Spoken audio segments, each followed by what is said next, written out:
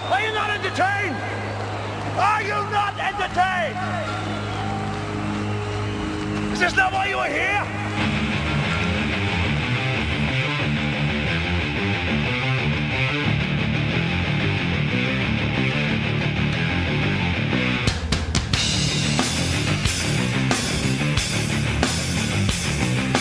Oh, yeah. It happened a little later than I thought it would. How are you enjoying Women's History Month thus far today? Well, thus far in the month anyways. We're almost halfway through March. It's getting spicy. Now we have our Flashpoint incident. I'm going to talk about that today. I'm going to talk about the Sisterhood Über. Promise I won't get too political. Coming up.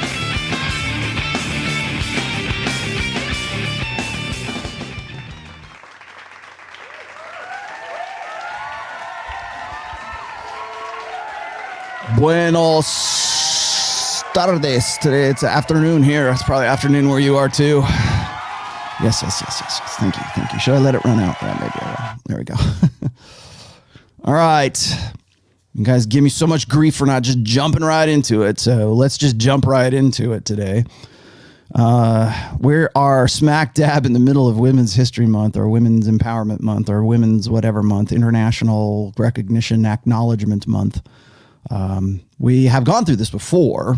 I have done several shows about International Women's Day, which is actually March 8th. Why it's March 8th, I'm not really sure.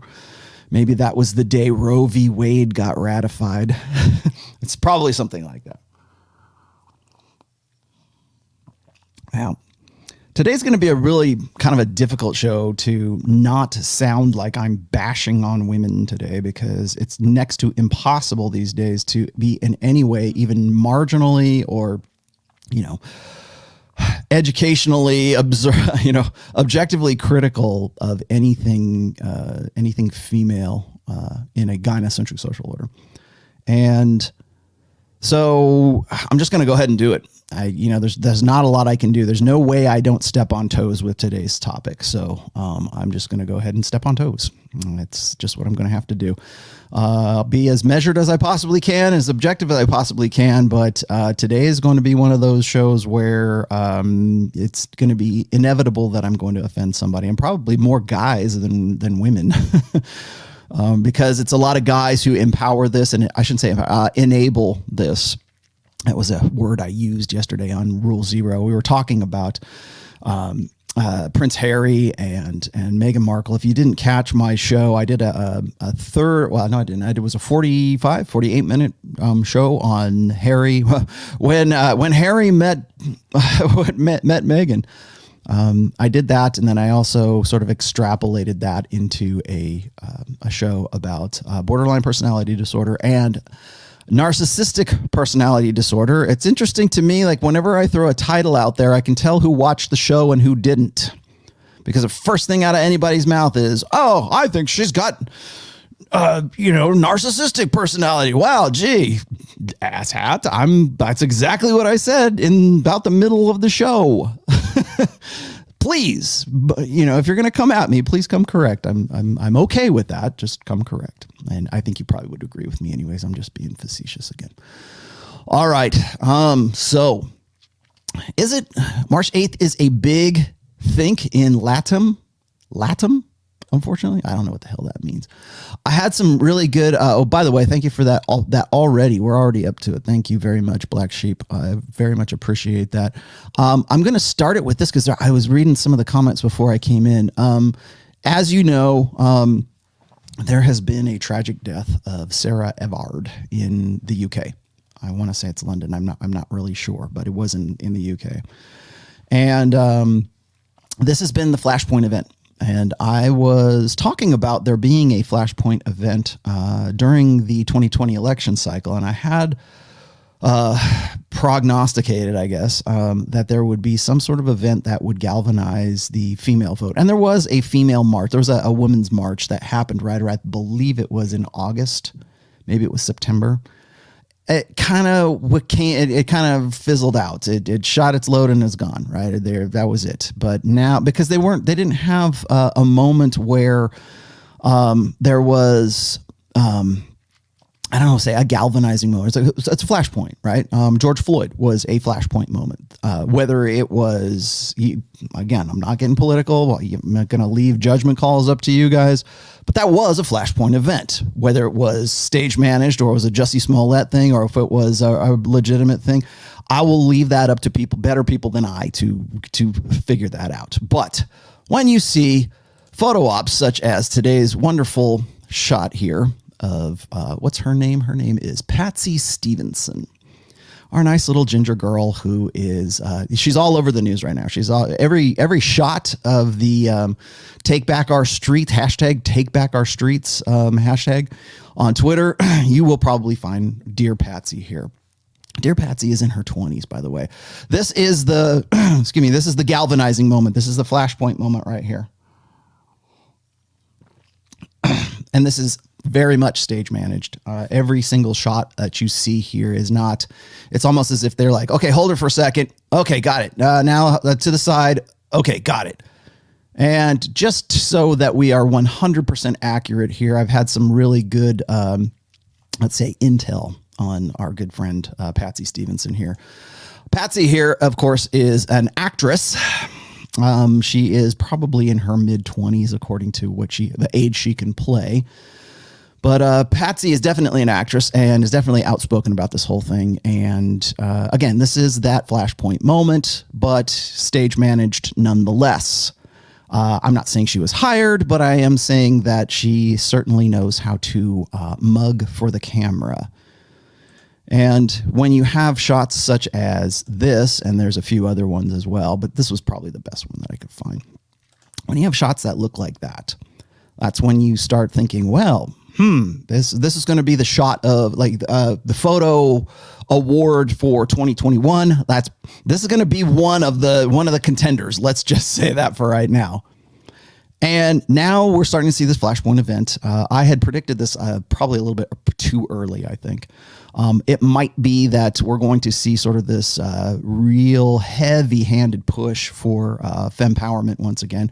As you guys probably already know, there has been some talk in the English House of Lords from, let's see, our wonderful Baroness Jones. Let's see what Baroness has to say.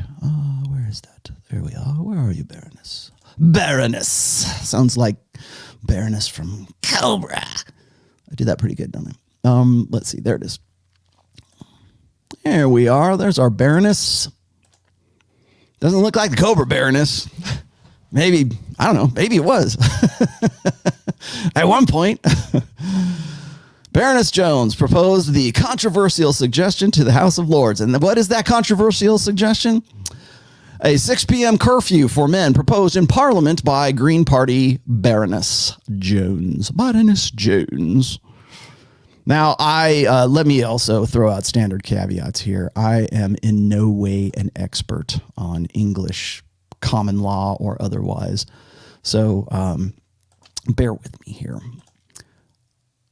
I wanted to put that up there just really quick because here's the thing is I've done a little bit of homework on this whole thing right now. And the reason I did is because I've heard this push or this suggestion for a curfew on men.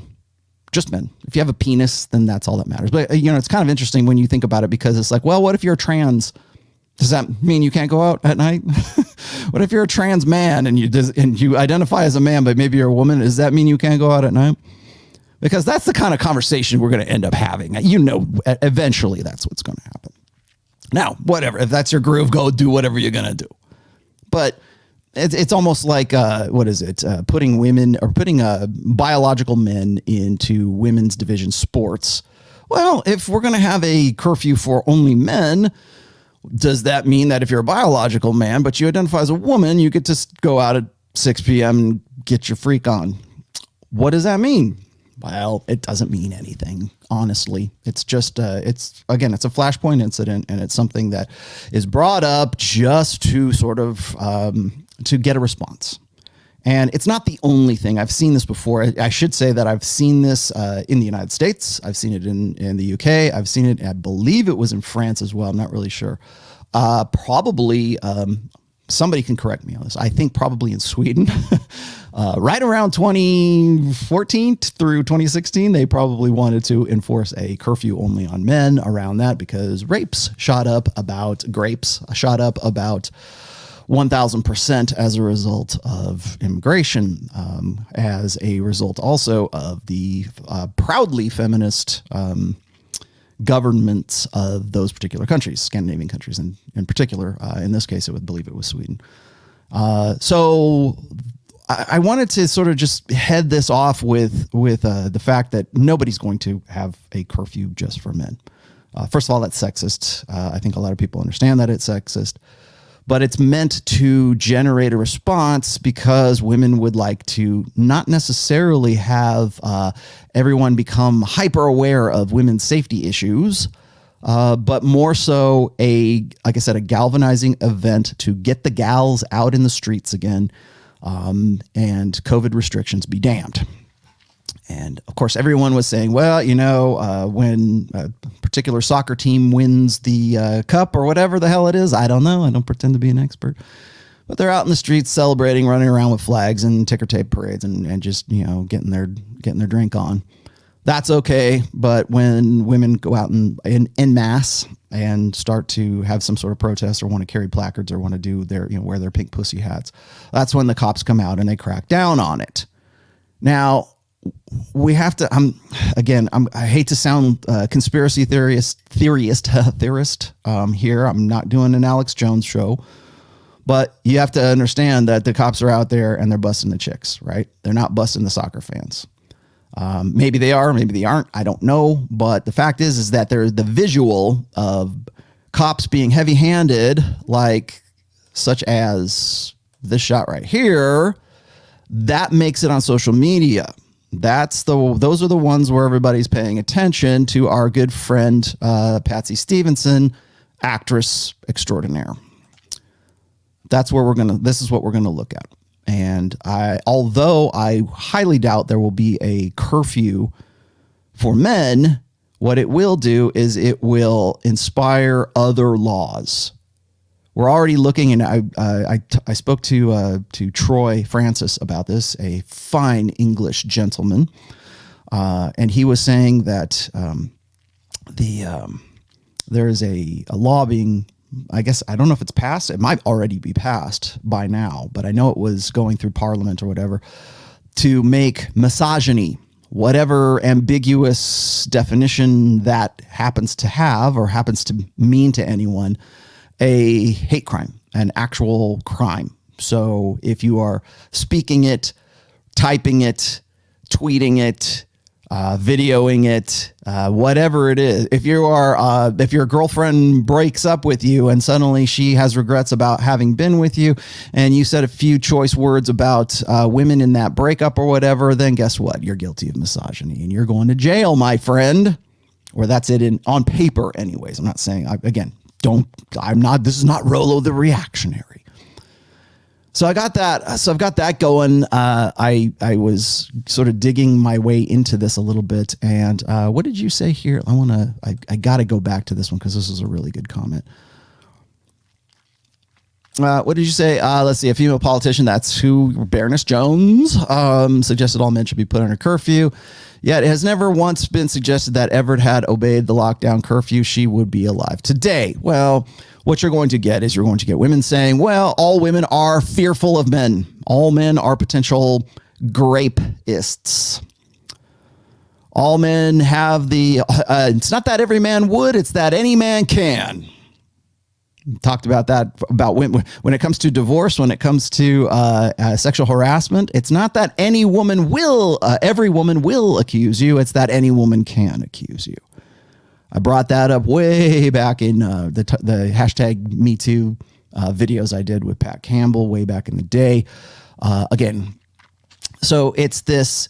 The logic is this. Is if you had a fistful of gummy bears and you knew one of those gummy bears had strychnine in it or cyanide in it, Would you still eat the other gummy bears or would you throw them all out? It's the same argument I hear or I get from black pill doomers quite a bit. I'm not going to pick on MGTOWs today, but it is the same from that more extreme end of the segregationists. And that's really what we're talking about. Feminists, gynocentrism today is segregationist. Segregate those men after 6 p.m. Make them stay indoors so we can go out and walk and, I don't know, form druid circles and dance in front of Stonehenge or something like that. You know, whatever it is that the goddess commands. I don't know. Go out and get your drink on, ladies. Yeah, you know, ladies, if there's a curfew at 6 p.m. on a Friday or a Saturday for men, who's going to be the ones to pick you or, you know, scrape you off of the pavement out in front of the club and call you an Uber? Who's going to be your savior then, right? From all the pictures that I see that Troy Francis posts from, you know, girls like, you know, girls gone wild, women behaving badly in the UK. And again, I'm not just picking on the UK here, but it's always these really sloppy drunk girls who are like sleeping on a sidewalk and they're using a slice of pizza as a freaking pillow for themselves. You know, who's going to pick you up? Who's going to do it? You can't it's got to be a female Uber driver too, right? Again, it's not meant to be an actual thing. There's not going to be a curfew just for men. But the suggestion of it is what we're really talking about here. The idea that we want to put it into popular consciousness that all men have the potential to kill women just spontaneously. You know what? Let's just go out and kill some women today, Joe. Hey, good idea. We haven't done that in a while, Jim. Let's go on out there. That's the idea. And let me also tell you this, is that this March has been particularly venomous, let's just say, when it comes to, and like I said, this is a flashpoint event, but I think that it is been exacerbated by the vitriol that I've been seeing, certainly online, when it comes to the fempowerment narrative. I expect to see, female empowerment commercials and, online little video clip ads for Coca-Cola or big name brands, whatever. Pick your multinational and you'll probably be accurate. I covered that. Hold on one second, John. I did. Let me get back to this. Where did that go? There it is. Okay, so this was about Sarah Everard. I don't know that this is 100% true. Jig, thank you for looking this up. Age 33, had a career as a marketing executive, no husband, no children. Obviously, no man was good enough for her.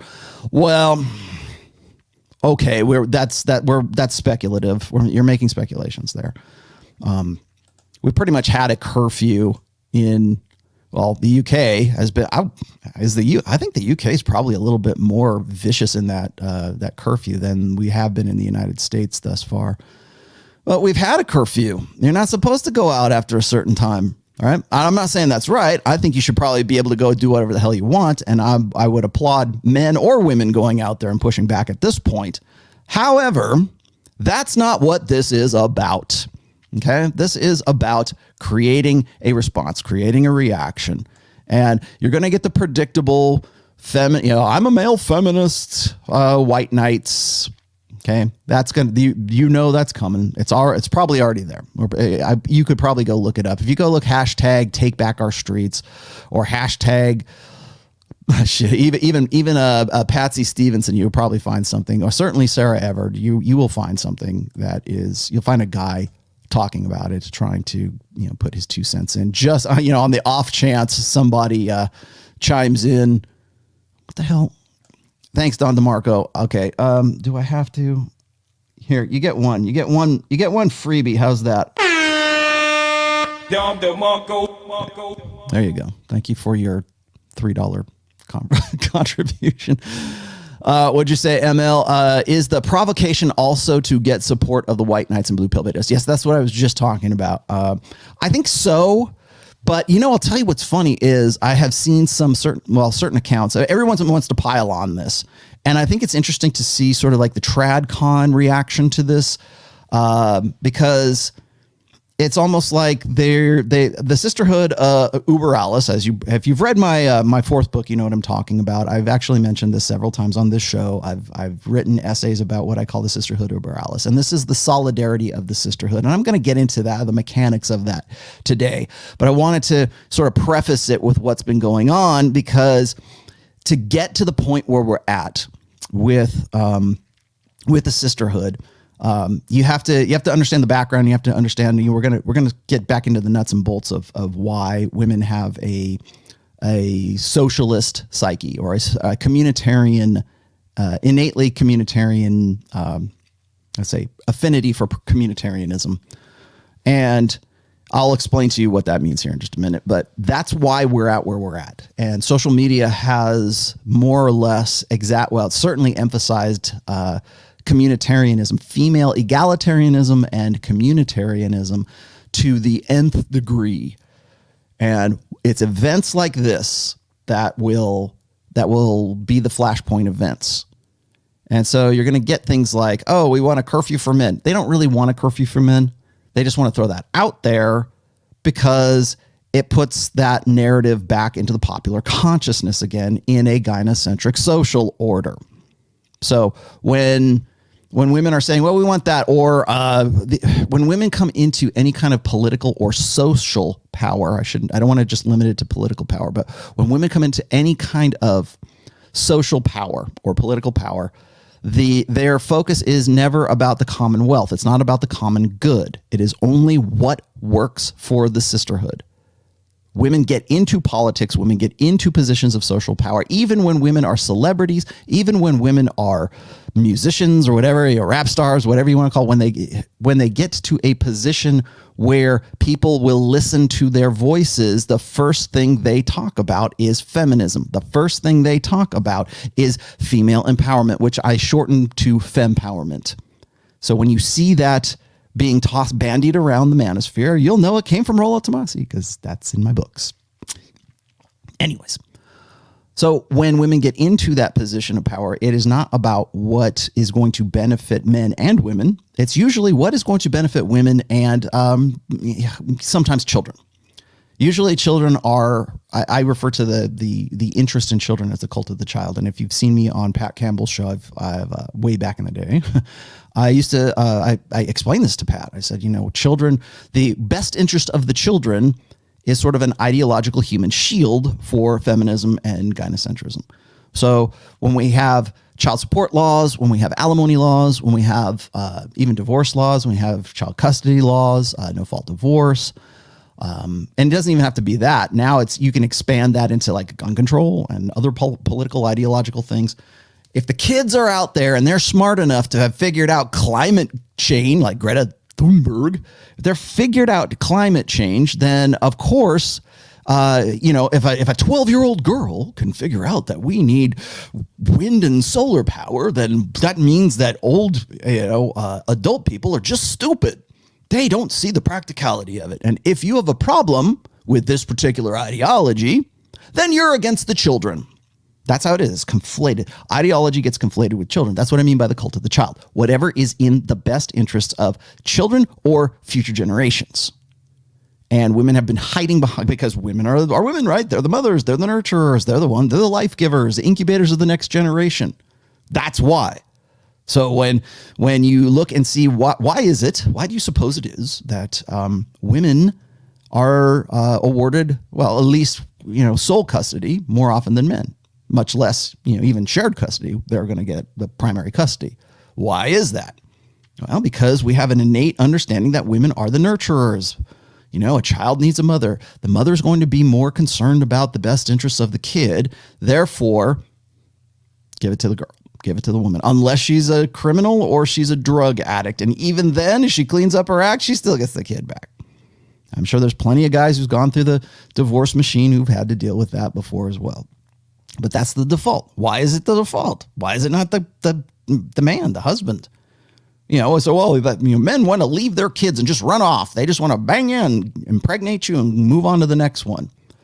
That's the popular understanding of it anyways. I would highly disagree that. You can also look at, there's a great book by Dr. Warren Farrell called The Boy Crisis. where he does his homework. He's a good statistician, as I've said in the past. Single fathers tend to produce better children, at least sociologically, better children than single mothers do. Now, you can draw your own conclusions about that, but the stats are what the stats are. And again, Cult of the Child says, no. We're going to give it, women are going to be the ones raising the next generations, and including the fact that we've handed over the reproductive rights to women wholesale. The future of humanity rests on gynocentric women who are empowered and hubristic and have 100% control over the human reproductive process. So I'll talk about, we'll talk about eugenics today too. And I don't mean it in the biblical sense. I mean it in sort of the practical, clinical sense today. But where did I go here? Hang on 1 second. I need to back up.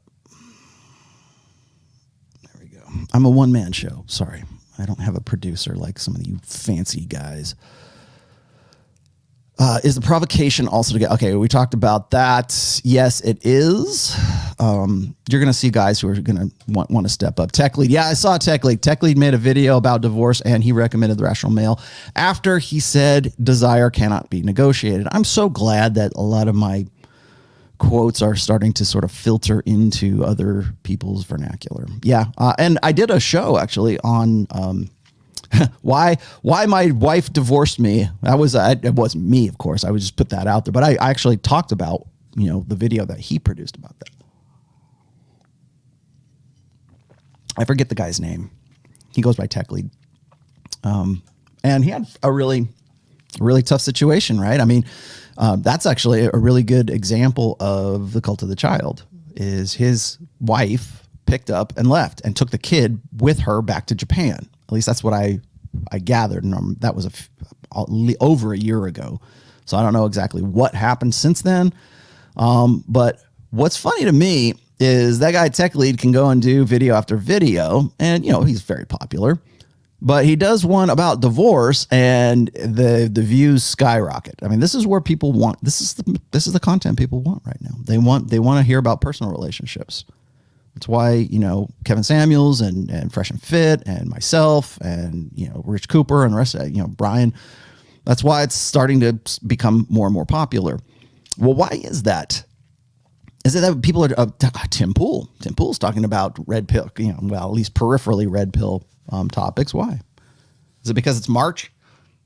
It's March now. Women's Month. One day wasn't enough. We have to have a full month dedicated to women. In our group of surgeons, only one of us is female. She is going to be the only one on call from 6 p.m. Yeah, well, that's not going to happen. It's interesting. So in the group of surgeons, only one woman is a surgeon, but the rest of them are male. Yet in the nursing professions, you'd probably see that the demographics are a whole lot different. Let's see. Sorry. Should I put this over? Everybody, is that better? Would that be better if I just did this and put it in front of my face and walk? Here, I'll just do like this the whole time.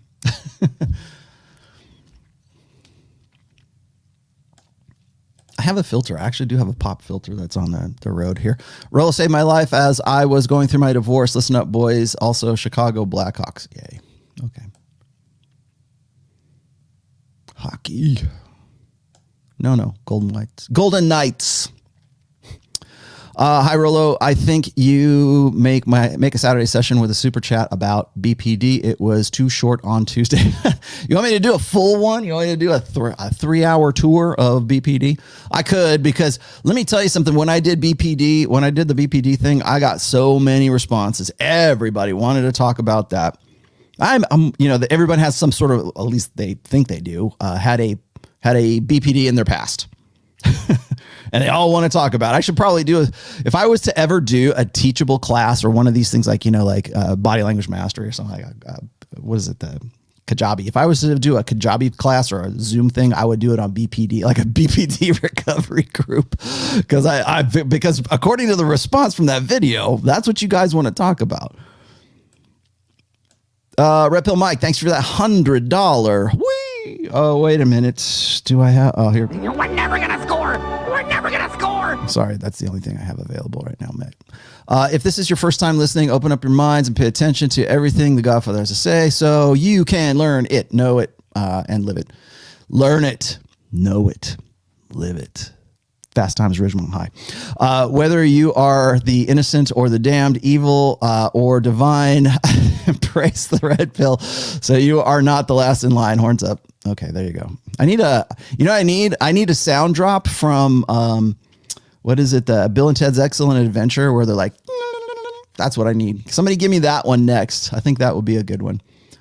Who else did I miss? Did I miss somebody? I did hit the Don DeMarco. Sam Whiskey says they are still obsessed with the Orange Man. Yeah, they are, but there's no good enemies. They don't have any good enemies anymore. And there's no focus for that anger. Also, I wanted to throw this out there as well, because I did an episode about this about, I think, 2 months ago. Do you guys remember when it was in the news and there was a statue of Medusa, and Medusa, instead of like her head being held up by Perseus, it's Medusa holding up Perseus's head. And it's out in front of the courthouse. I believe it's in front of the courthouse that Harvey Weinstein was convicted and sent to jail in front of. And it's like this reminder, guys, we're going to cut your head off. This is how much we hate men. This is how much we hate you. Here it is. Let's reverse that. And even if that wasn't what the sculptor's original intent was, because Medusa looks like a pretty good piece of ass, to be honest with you. But even if that wasn't his intent, which maybe it was, maybe it wasn't, I doubt the application of it was what he had intended.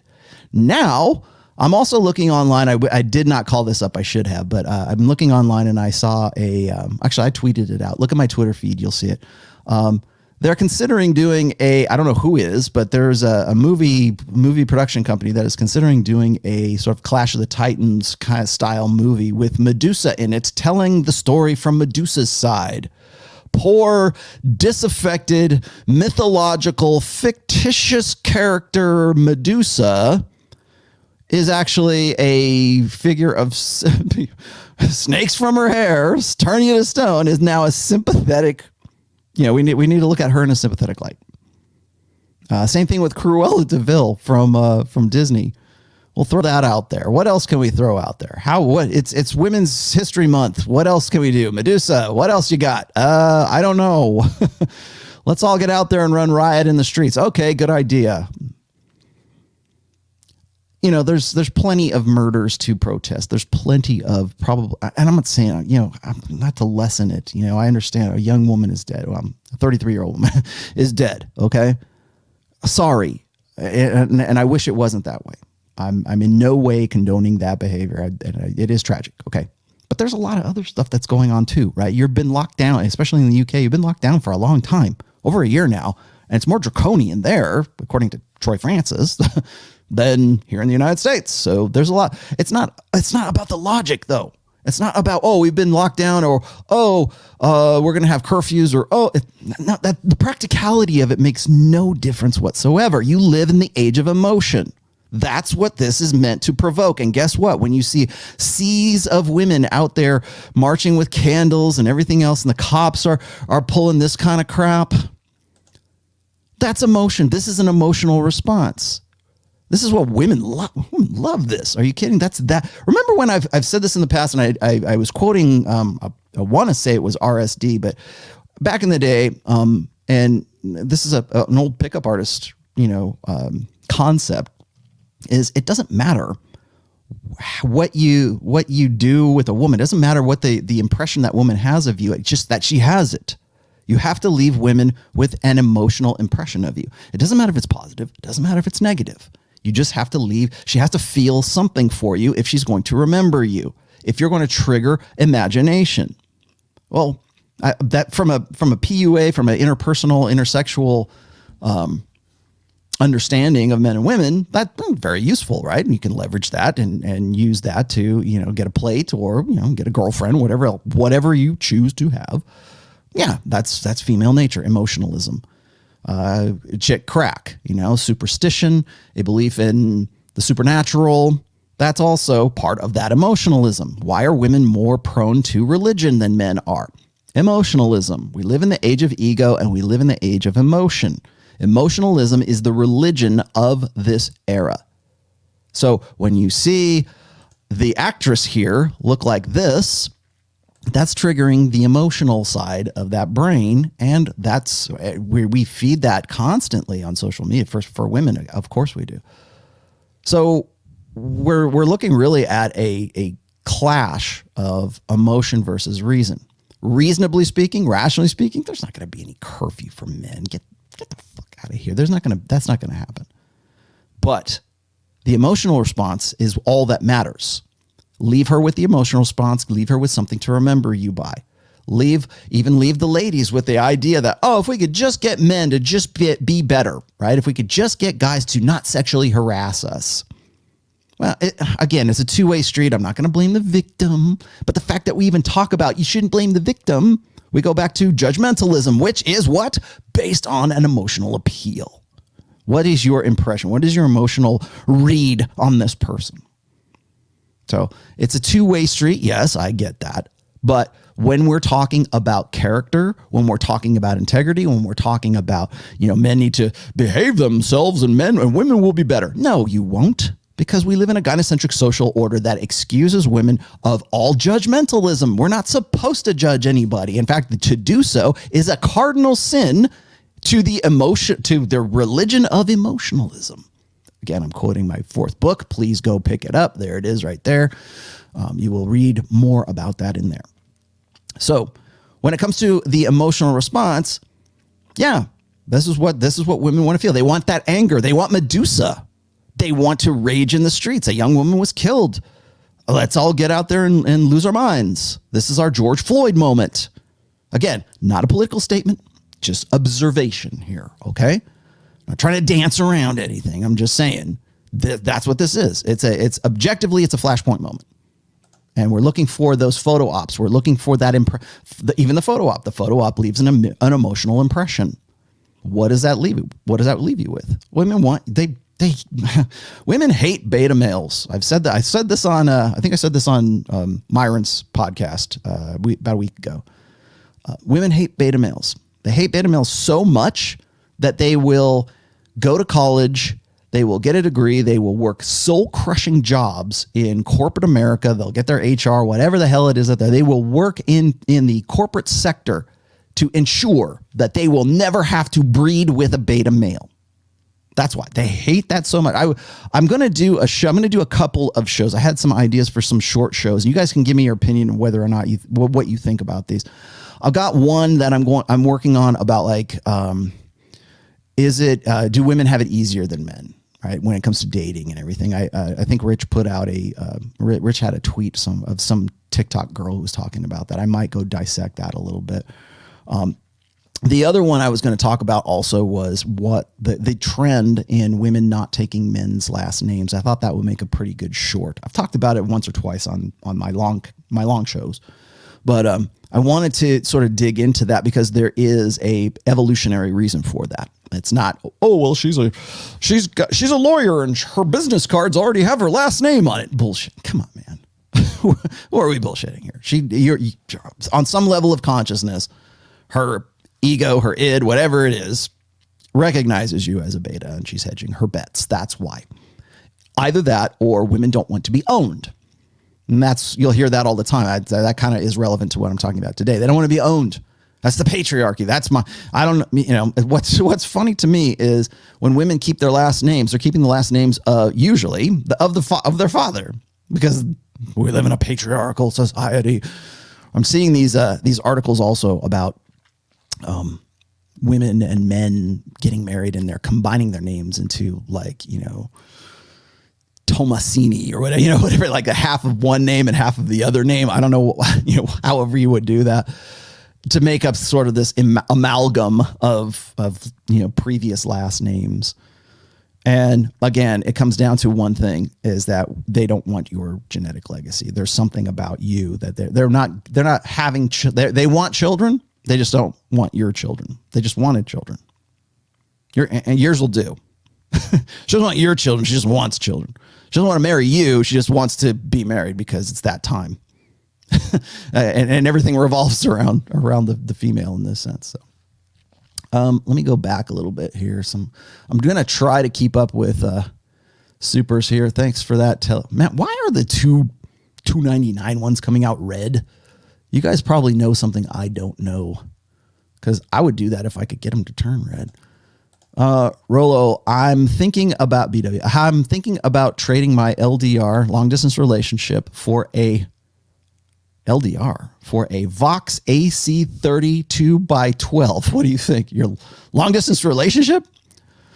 2x12. Vox amplifier. 2x12. I get it. Now I get what you're talking about. What do you think? Number 2, I want to see you do a Royce Maxims rundown. That would be really difficult considering there are like literally hundreds of Royce Maxims to do.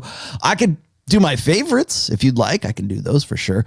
I would like to do a breakdown of the 16 commandments of Poon. I've kind of like avoided doing that because I don't want to like plagiarize Royce, but I have done those before. I think was it Pat Campbell asked me to do a show about the 16 commandments of Poon, or just like select ones from the 16 commandments. I could do those if you guys want. Maybe I should do those in like a 30-minute or 45-minute show. It's about that time. Devil Mountain Coffee. You will like it. The highest caffeine content of any coffee available. A Las Vegas company. Go check them out. DevilMountainCoffee.com. C. Dugan says, what are your thoughts on vetting and dating the 30-something sisterhood type A women? Here's my thoughts. Don't. Is being drawn to them a byproduct, remnant of blue pill conditioning, or the red pill lens? How to proceed? Don't proceed. I brought this up. I really got to put this in my notes here for like clip videos. I brought this up.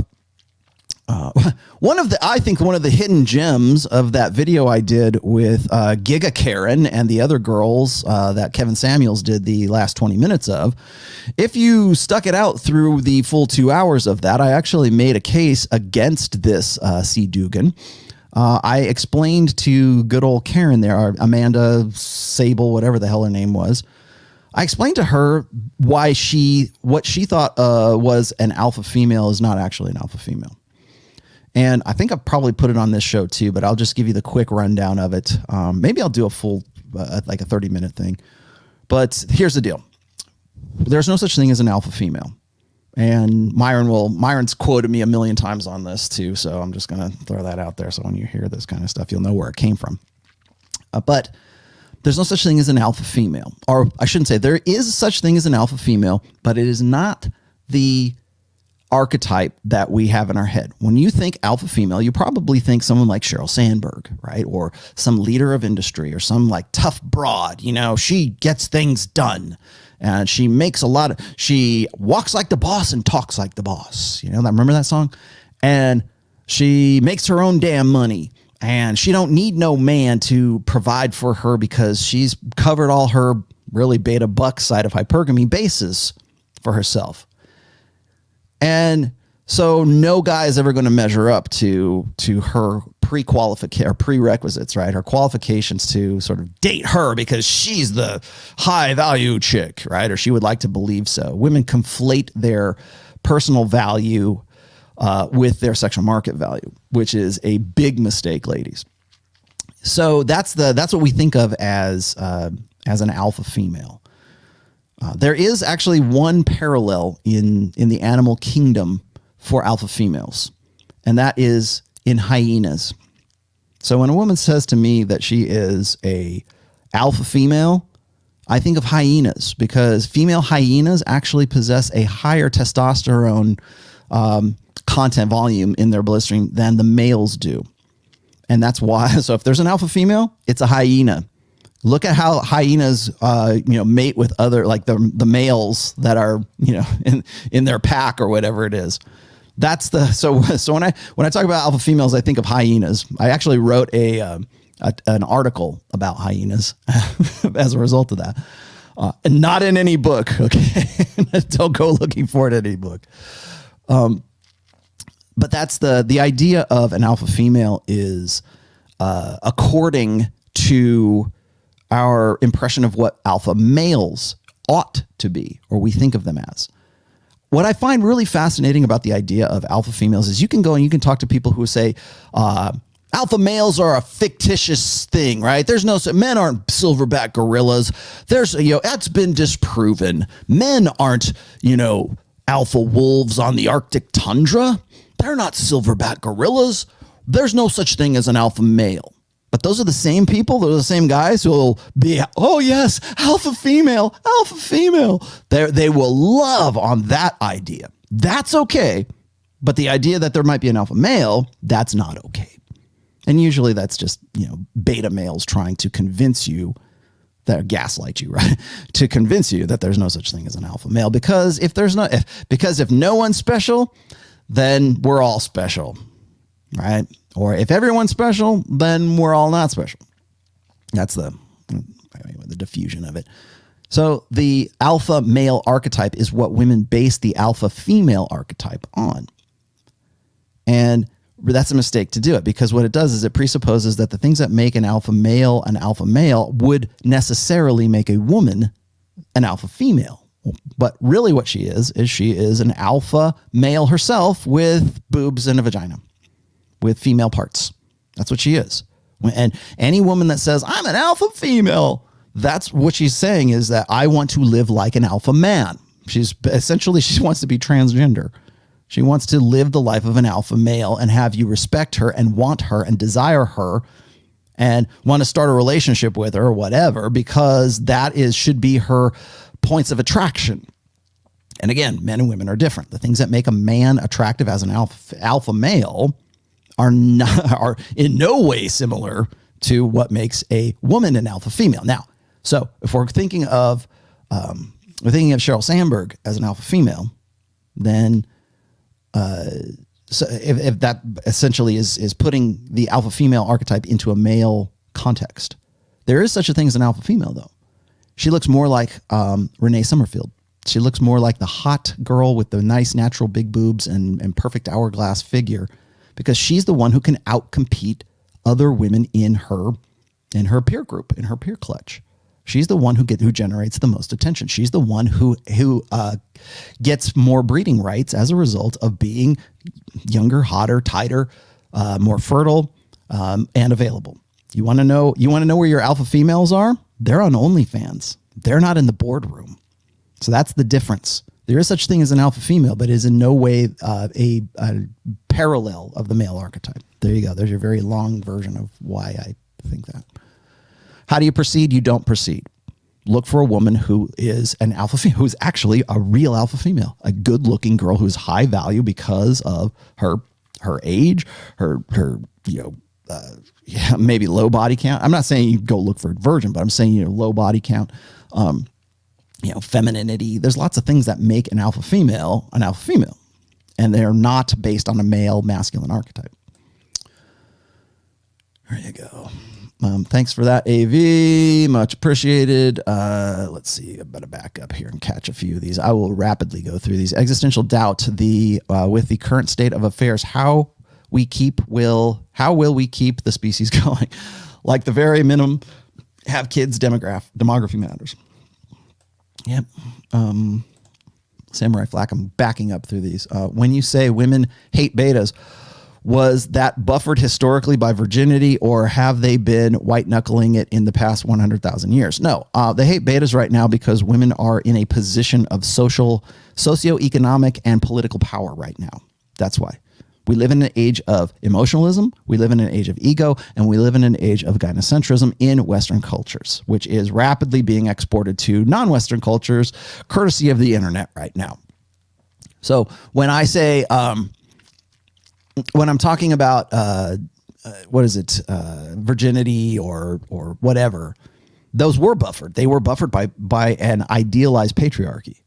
That's why virgins were valued and still are technically. But in a more patriarchal society, virginity is very much valued, whereas in a gynocentric society, virginity is just don't judge me, right? Don't look at my past. Past matters, right? A woman's sexual past and a woman's footprint, so to speak, with respect to her body count or whatever. Yeah, it absolutely does matter, and it matters to guys. And guys will be like, I don't know why they can't put their finger on it. Sometimes, I mean, some guys can and some guys can't. But a lot of guys don't even understand why it is that they don't want a girl with a high body count. Well, the reason for that is paternity. They want eventually, ultimately, men want a good bet to know that the kid is going to be theirs. Well, what's a bad bet? A woman who gets around. A woman who will say that she's loyal to you and decides to cuckold you. That's the existential fear of men is to be cuckolded, essentially. It is to be told that the kid's theirs and it's not, and to invest their time, their resources, their emotions, everything else in a child that is not theirs. When guys find out through DNA testing or whatever, the kid's not theirs, there's still that emotional investment in the kid that they thought was theirs. And a lot of them will still be happy to, invest in that child, or in some cases they're legally bound to, required to, whether or not, they are or they aren't the actual biological, again, cult of the child, right? What's in the best interest of the child? That you keep paying, Mr. Cuckold. That's what's in the best interest of the child. And in our gynocentric laws and legislation, you are mandated to do that, more or less. It depends on the society. It depends on the culture and stuff. But in Western societies, yes. And even if you're not mandated, the odds are that you're still emotionally invested in that kid that's not yours. Well, that's why. That's why when we're looking at things that have been buffers against the worst aspects of women's hypergamy, those have been buffered by men's laws, by legislation, by religion, by a social order that was patriarchal. And I don't say that in the negative sense. I say that in a positive sense, in an idealized, beneficent patriarchy, right? Men had responsibility, but they also had authority. And that authority also kept women, the worst of women's innate mating strategies, in check.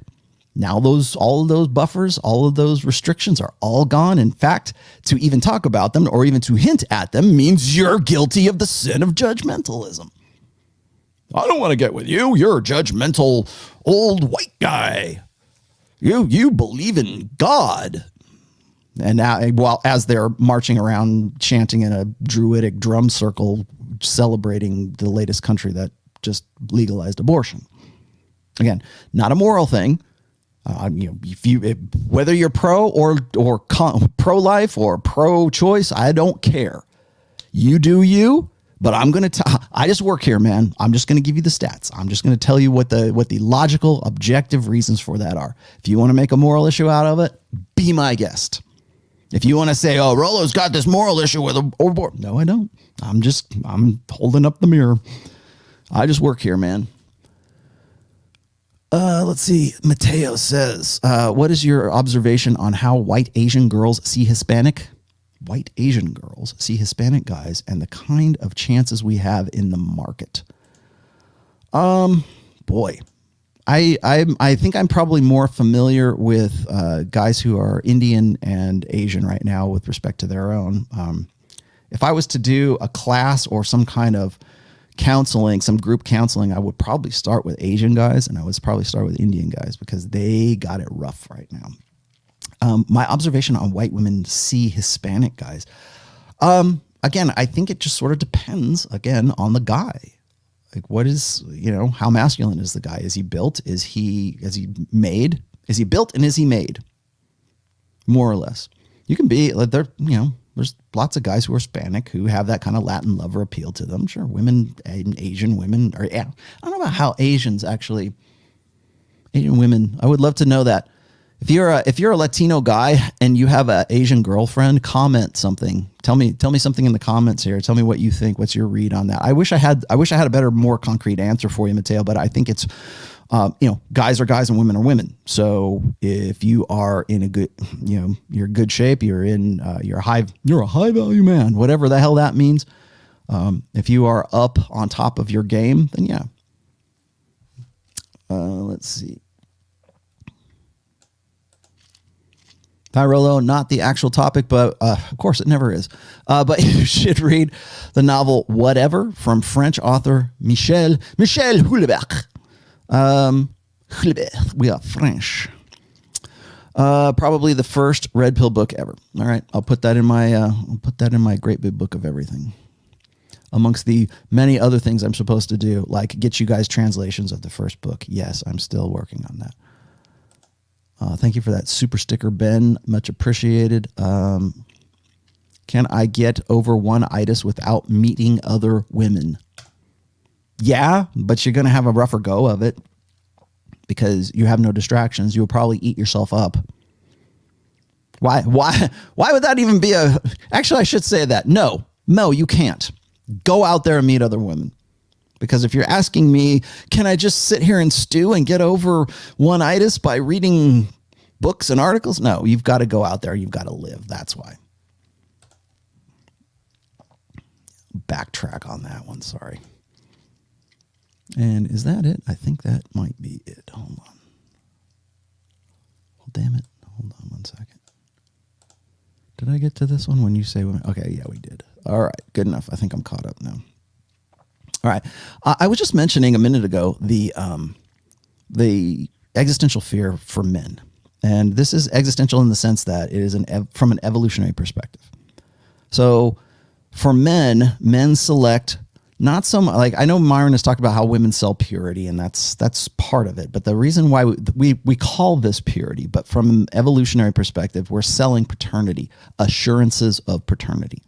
And purity, whatever you want, however you want to define that religiously or socially or just like interpersonally with that woman, like she's going to be, what we're saying is she's a ride or die girl. She's a girl who has genuine desire for you, and she is a good bet for your genetic legacy. She's going to have your kids and she's into you. She wants to not just get married, she wants to marry you. She doesn't want to just have kids. She wants to have your babies. That's the hell yes girl. And that girl's usually a good bet. Guys have a real tough time with that too. Cause like when I had a guy in my emails asking me about how he's with this girl who really, really likes him, is really into him, but he wants to break up with her and he doesn't know how to do it without hurting her feelings. I was like, well, you're going to hurt her feelings no matter what. But I thought it was interesting because here's this woman who probably has genuine desire for the guy. she's just not his type. Like maybe he wants to spin plates, maybe whatever it is. And so he's trying to figure it out. But so I was thinking about that and I go, you know what, I'm not suggesting one thing or the other, but I thought maybe the mentality is this, is that we've got a woman who is maybe, I don't know for sure, but a good bet for paternity. And so that's why it's more difficult to sort of break up out of that situation so that you can play the field and look for better, I guess, genetic options, whatever it is, that, you know, have sex with other women, have a variety. Because remember, men's mating strategy, our biological innate mating strategy is unlimited access to unlimited sexuality. That's part one. Part two is that men are looking for a woman who is a good bet for paternity. Now, when it comes to slut shaming and all that other good stuff, it's women who largely slut shame. It's not men, especially in this day and age. Men don't even want the stink of having hinted that they might in some way be judgmental, again, the cardinal sin of emotionalism, about a woman's sexual past. And I've seen TikTok after video, after YouTube, after whatever it is about how women don't want to be judged for their sexual past. And the reason why they're so concerned and they're hyper aware of that is because on some level of consciousness, they understand that if that digital footprint of their OnlyFans or their background or the Instagram history of the boyfriends she's had in the past or the guys she's got with on the yacht or, you know, the football player she's been banging, whatever it is, if that is what's going to sort of like, you know, be the determinant of her future success in life with a guy, having babies and living happily ever after and ensuring her long-term security, women know from a very early age that if they're judged for that, that's a mark against them, because it's men's innate biological need to know paternity. So when women call each other sluts, what they're saying is that girl should be disqualified from your consideration of long-term security for her because she's a bad bet for your own paternity, Joe. And so that's why women, when they fight with each other, they call each other sluts. Or a strange woman walks in the club and she's dressed in red. She's got hoop earrings. She looks good, and all the guys are paying attention to her. First thing out of women's mouths is, "Oh, only a slut would dress like that. Oh, well, she. Oh boy, what a skank. Oh, I would never want to be like that." Then they'll shame guys. Do you really want to be with a girl like that? I thought you were different. It's that shame against a guy who are like going, "Damn, that chick looks hot," right? Wet t-shirt contest. "Oh boy, that girl looks really great." The first thing out of women's mouths to shame you is to say, "Oh, you really like that? So you like the slutty look? Is that it, mister?"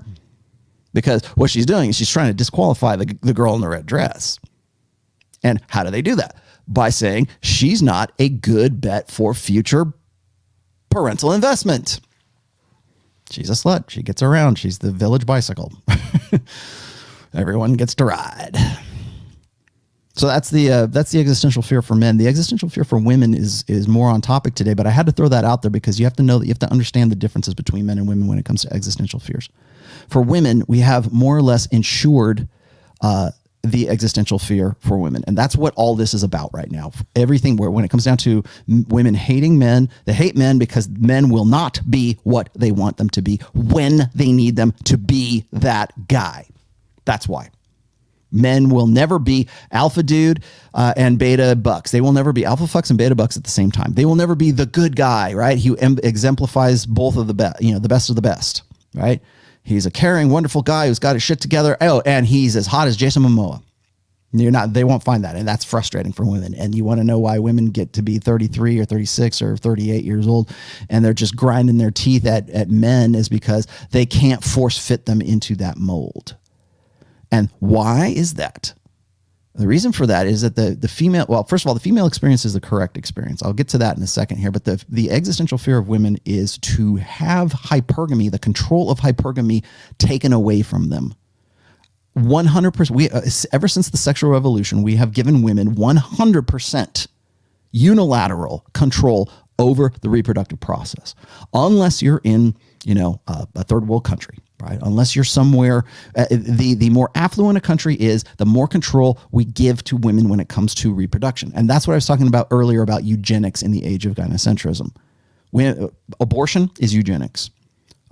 When women say, "I want to have a single parenthood," like when a woman becomes a single mother because she has sex with 2 or 3 different guys, she has 2 or 3 different kids with those guys, and along comes you, Mr. Beta, at 30 years old, the beta and waiting, and you fulfill the other side of her mating strategy. The first side of it was alpha fucks when she was in her 20s or maybe even her early 30s. She has those kids, and along comes you, good supporter, good provider guy with benefits. And now you've just basically completed her mating strategy and really her life strategy because now she has the best of both worlds. Essentially, she cuckolded you proactively rather than reactively, retroactively, right? So she had the kids and then you came along. And then you were hoping as the beta male guy that, if I play my cards right, then she'll have a baby with me. And if I take care of those guys' kids, then I'll be a better man. That's why we tell guys, or we pat them on the back and tell them they're superheroes for wifing up a single mother. Because women know that if it was based on their pasts, if it was based on their sexual histories, most men would be like, "I don't want to have anything to do with that because she's a bad bet for paternity." Now, there's all kinds of other variables that come into that because most guys aren't going to get at it anyways, right? If 80% of guys are beta in the first place, those guys are necessitous. And it'll say, well, if this is the price of admission for me to solve my reproductive problem, then I guess I'll be the dad who stepped up. I'll be the guy who makes her dreams come true. And all you're really doing is fulfilling and optimizing her mating strategy, usually at the expense of your own, which is, of course, knowing paternity or not investing in a woman where you are also investing in the genetic legacy of another man. Because if that's the case and you don't reproduce, you are essentially a tool in the reproduction of the guy who did successfully mate with her. And now you're ensuring that the survival and the well-being of those kids while he goes on and probably nails another girl and knocks her up too. And so the alphas breed. It's a soft harem, but that's more or less what's happening. I thought that was really funny when we were talking about that with Kevin Samuels on that show. You know, so I don't want a guy who's going to cheat. Well, yeah, but are you cool with single mothers? Do you think that single mothers should be held up as superheroes, and should men, marry single mothers? I bet you would have said yes. Well, if that's the case, all you're doing is just reinforcing retroactive cuckoldry and cheating. Just not married, just not no formal contract, no formal commitment, but it's still this. The effect is the same. I mean, the function happens. Alpha fucks, beta bucks. He's the alpha fucks, and you're the beta bucks. That's why women don't like that. That's when women get upset about cheating, because it is a challenge to resources that they have access to. Asian girls are obligated by their parents to marry within our race. Are you sure? I mean, maybe in the past, yes, because all I hear from the black pill is that Asian guys are doomed. And they'll show you video after video of young Asian women who say, I don't want to date an Asian guy. I want a white guy, or I want a black dude. Either or.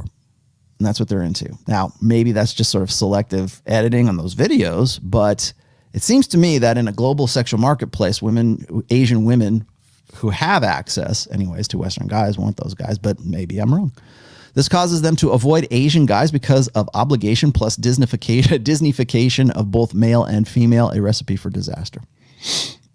Yeah, maybe that is. Maybe mom and dad want you to do that, but they're not going to. Mo C, thank you for that $5. I think that was a super sticker, right?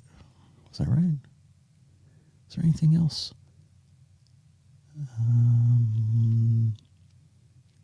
Oh, there we go. One more. Here we are. I played Grand Theft Auto V game. A wife of the main character said she would like a man with a bank account of her husband and the body of her personal trainer. Yeah. You'll see it filter into everything, by the way. That good on you for that one, Super Slavinsky or whatever your name is. That's your red pill lens working effectively. It's even in video games. It's in movies, video games, books, songs, you name it. I should do, you know what I ought to do? I ought to do a full, it'll have to be a live show if I did it, but I would have to do a full video of red pill lens incidences. I think that would be good. Like have guys like either like chat in or call in or whatever and like say, here's what my red pill lens is showing me.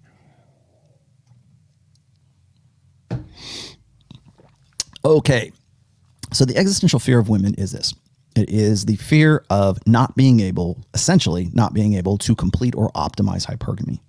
It is to have hypergamy, the choices of her mating strategy be taken away from her or in any way mitigated. It doesn't have to be like completely removed, but to have any kind of buffer against it. I've said this before when prior to the sexual revolution, when we had social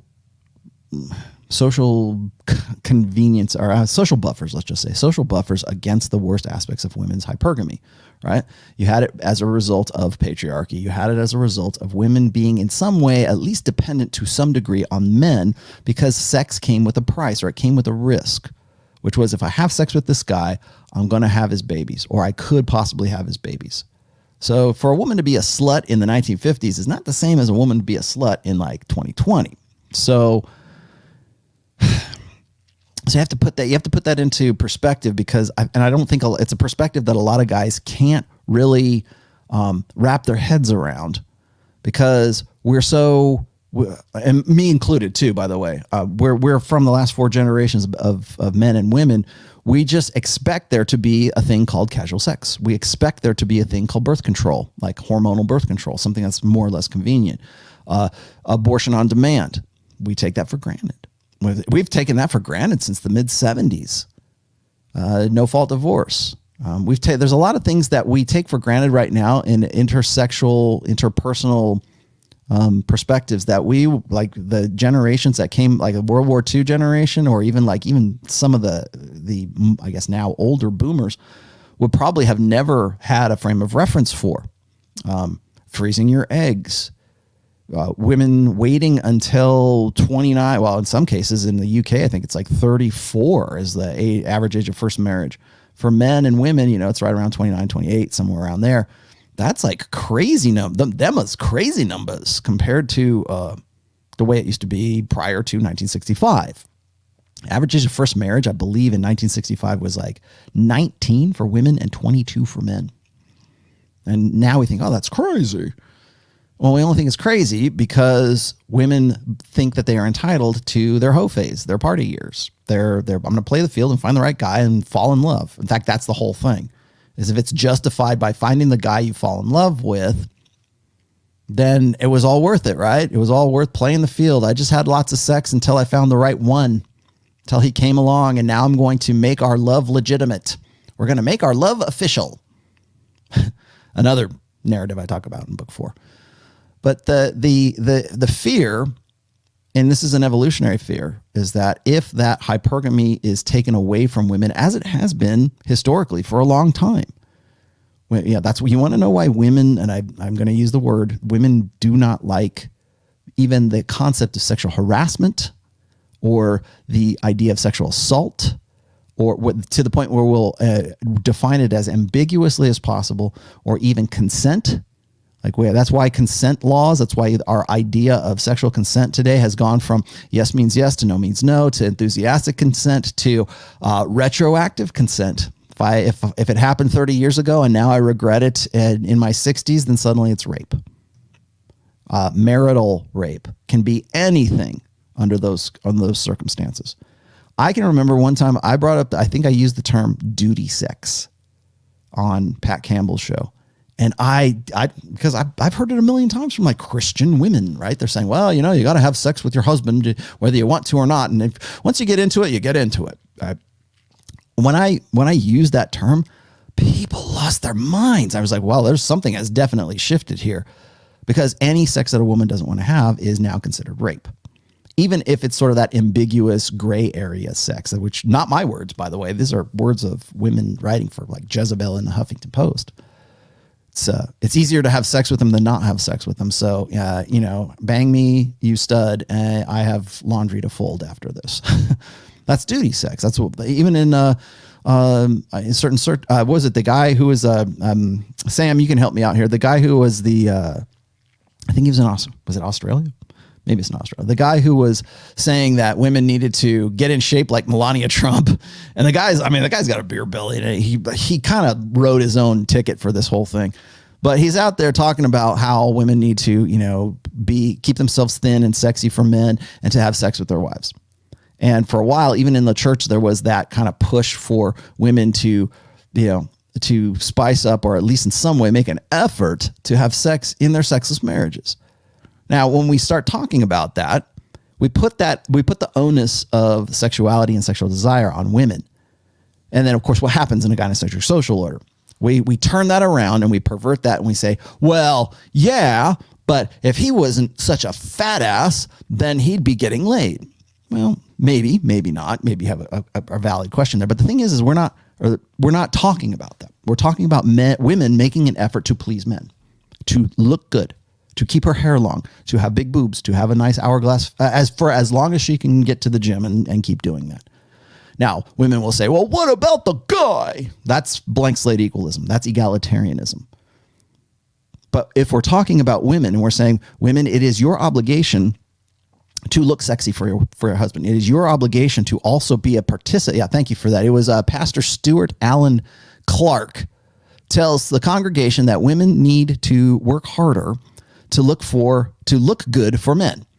I'm not saying every woman has to be an epic trophy wife all of the time, of all time, like Melania Trump. There was his mistake right there. Most women can't be trophy wives, but maybe you're a participation trophy. So what he's doing here, I'll tell you what, the reason why this is offensive is because what it does is it puts the onus of sexual selection on men rather than on women. And in the church, it's especially like mainstream evangelical churches, but also Catholicism and some other religions as well. The onus of putting the onus of sexual desire on women is in a gynocentric social order is tantamount to sexual assault. Even suggesting that a woman might have to look good for her husband. Ladies, make an effort to say that. That's sexual assault in a gynocentric social order. To say, ladies, it's on you to at least make an effort. Now, granted, he's got to do it too. But the thing is if I tell a guy, dude, you need to get to the gym. Dude, you need to get yourself in shape. Dude, you need to develop a more alpha attitude. If I go and I say you need to self-improve, and there's plenty of tradcon guys who are doing exactly that, and they will blame everything on the guy, but they do not look at the woman as being a participant in that sexless marriage. Now, yes, maybe the guy's a fat ass. Maybe the guy he's not the best version of himself and he could be better. Okay, great. We'll take him. We'll put him over here. Now we're going to go talk to the ladies. Ladies, you should look good for your man, blah, blah, blah, blah, blah. If I do that, I'm an ass. I'm a misogynist. I'm a chauvinist. I'm a sexist. I'm one of those red pill manosphere guys. And tantamount to misogyny. In the UK, I could go to jail for that, just for even suggesting that. Because in a gynocentric social order, feminism is based on one thing, is that the prime directive of feminism is this: never do anything for the express pleasure of a man. Because if you do, you are not a strong, independent woman anymore. And how dare they ask you to do that? Why is that so offensive? Why is it so offensive to say, ladies, you need to look good. Ladies, you need to make an effort to turn your man on. Ladies, you need to go to, I don't know, Frederick's Hollywood, right? Or Victoria's Secret, or wherever you are, Adam and Eve, whatever you're going to do, go get something sexy and turn him on. And why is it that it's men's responsibility to keep it fresh? Why is it men's responsibility to plan the date night? Why is it men's responsibility to make it special and to turn her on? Why is it men's responsibility for chore play? We talked about that before too. Why is it that it's his responsibility to make sure that the dishes are washed and the laundry's done and do all the, everything just to make sure that, the temperature of the room is right and the humidifier is on and Venus is aligned with Pluto or something, right? Like it's all on that dude. But to suggest, ladies, you need to look good for your guy. You need to, in some way, maintain yourself, look good, have sex with him. Why is that offensive? Because it goes against women's 100% unilateral control over sexuality, over reproduction. That's why. Because if you say, ladies, you have to be attracted to this guy. He's the one you're going to be living with for the rest of your life, if you're married to him anyways. That's like telling a guy, dude, you need to bang that fat girl over there because, it's on you. I understand. I get it why women don't want to do that or why it's offensive to women. But what we do in a gynocentric social order is we legislate that and we turn that into something that's going to send a guy to jail just for even saying that. This guy right here, the pastor dude, he's going, I don't know if he's not going to jail, but he's certainly not going to be pastoring a church anymore as a result of this. He spoke his mind. I don't know him personally, but I presume that a guy who's, preaching at a church is in some way led by God to, broadcast the Lord's message. And the Lord says, you got to look hot for me. Well, God forbid, right? But the reason why women get upset about that is because it's almost like saying this guy has the right to rape you and you have to look good for that guy to rape you. That's what it is. And that's essentially on a nuts and bolts visceral level. That's what you're asking. And that's why women hate that, because they're so used to having 100% unilateral control over hypergamy. You want to know why women fight tooth and nail for abortion rights, or they celebrate like little school children with a birthday party every time a new country or a new town or whatever ratifies safe and legal abortion? Why is it now a cause for celebration? Again, if you want to make this a moral issue, go right ahead. But the reason why they make a celebration of it is because it ensures and it consolidates. It consolidates women's control, certainly over that society, but more control over their hypergamous nature, over the choices. That's why you have to remember that women are the vulnerable sex. So in our ancestral past, when men were fighting other men and killing off other men folk in other tribes and taking those women, the fertile women, back to their tribes, to incorporate them into their tribes as, war brides or as, spoils of war, for lack of a better term. Women were vulnerable. They could be raped. They could, and not rape as in like, I'm just going to bang you and call it good. It's like raped and you're going to have your rapist's kid. That's why women are more prone to Stockholm syndrome, because they have to fall in love with their captors because they got no other choice. It's either that or they die. That's why there's the proclivity for Stockholm syndrome in women. And people are going to lose their minds when I say that, but the stats are what they are. It is what it is. But why? Because women are the most vulnerable sex. People want to say, oh, they're a weaker sex. Well, maybe physically so. But that kind of distracts from the point that women are the vulnerable sex, because women have to be pregnant for 9 months. They have to raise the child to at least self-sufficiency of some sort before they can have another kid. Or maybe at least certainly have the kid and then raise it to a point where they can, think about having another child, if that's what they want to do. But usually, historically, women's sexual selectivity and hypergamous, optimizing hypergamy for women was a luxury for the greater part of human history. It was men who took control of hypergamy. They were the ones who stepped in and said, you know what? I want a pure virgin woman. And so we're going to kill off all the men folk and all the boys in that tribe. And we're going to take these women, but we're not just going to take any women. We want the women who are young, hot, fertile, and that we can actually breed with so we can increase our tribe. And this tribe is going to go extinct. Well, when you're the incubators of the next generation, you develop a psyche of fear, an existential fear. Women's existential fear is to have hypergamy taken out of their control, even in the most marginal sense. When I taught, and remember, hypergamy is two sides. So it's alpha fucks, beta bucks. Alpha fuck side is, I have a right to have the hottest, highest value guy possible. We talked about that with Kevin and on Myron's show. Whenever we're talking about how women feel entitled to a high value man, and Kevin Samuels has made a big deal of this. He's built a brand on this. But the reason why women feel that they're entitled to the high value man is because of the existential fear of women. And that is losing 100 complete, total, consolidated control over their reproductive process, because they are the vulnerable sex. Whether they're realizing this, whether they're coming to that conclusion or not, is irrelevant. That's what they want. Woman wants what she wants. That's all. She wants the highest value guy. And that guy has to not only look like Jason Momoa, but he's got to be paid like Jeff Bezos, and he's got to be sweet and kind and nice like her dad or whatever, like the most beta male guy she knows. And that has to have all these attributes, but those are, boil it down to those things, right? Alpha fucks and then beta bucks, which is protection, provisioning, and parental investment.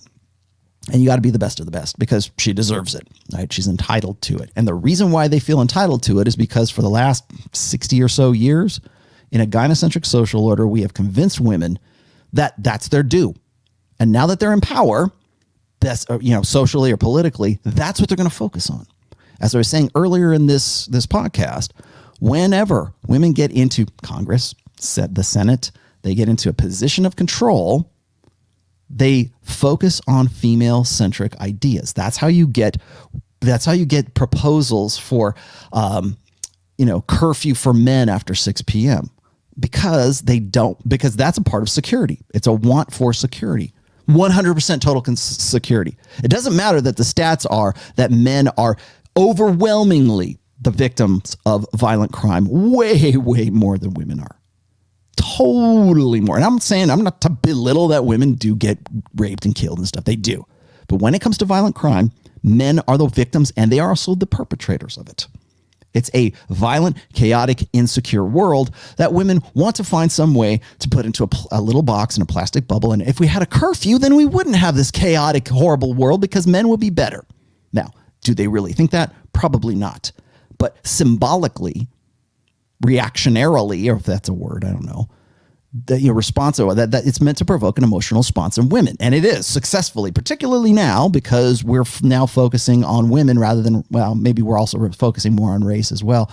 But when you have Meghan Markle up there telling the world about how hard it is, when you have Medusa being a legitimate, sympathetic character, in a movie.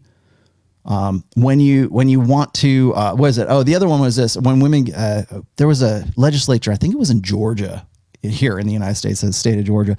Some woman was suggesting that we essentially geld young men with a reversible vasectomy.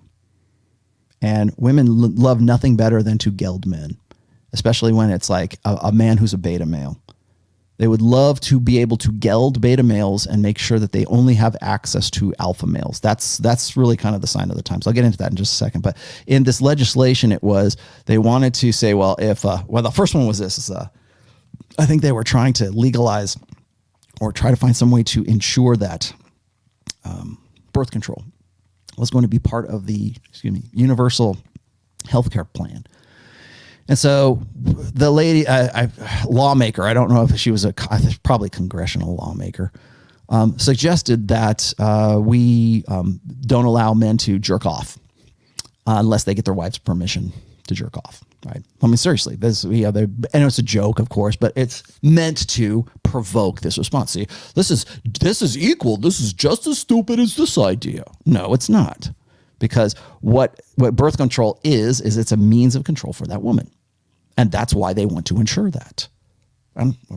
Whether you agree with it or you don't, it's neither here nor there. The reason why they want to is because they want to ensure hypergamous control. Abortion is a fail-safe for bad reproductive decisions. That's the function of abortion. It's not a moral issue. It's not and from my perspective anyways, it's not a moral issue. It's not a, oh, she needs to be in control of her own life issue. That's not that. What is the latent purpose of abortion? To ensure that you don't have to pay the price or there's no consequences for bad reproductive decisions. Well, what about children of rape? Okay, which account for a fraction of 1% of all abortions. And even if you want to say, well, okay, well, it's 2% or it's 5%, whatever it is, it's still the vast majority of abortions that are performed in this country and in other countries as well are performed electively because the woman said, I want to have an abortion.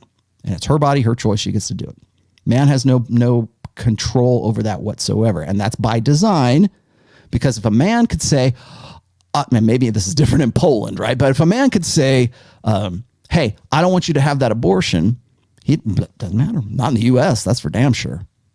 Yeah, go pound salt, brother. I'm going to go have an abortion. I'm going to find a better guy and have a better life than you. Why is it that DNA testing it's so difficult for men? Why is it illegal for a man to insist on getting a DNA test in like countries like France? Because it's an insurance that women's hypergamy will be the defining feature of a gynocentric social order. That's why.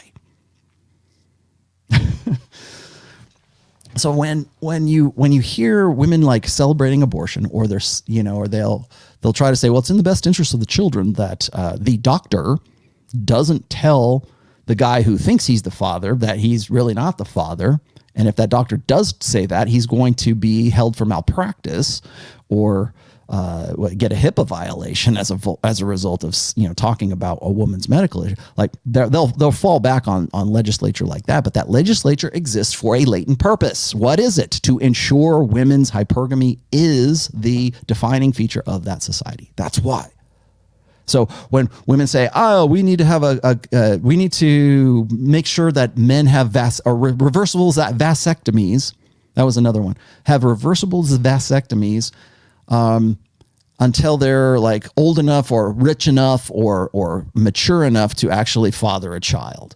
Now, that law, that stupid proposition, again, I want to say it was by a Georgia lawmaker, a lady, of course, black woman, I believe her name. I'm trying to figure out what her name was. It's on the tip of my tongue here.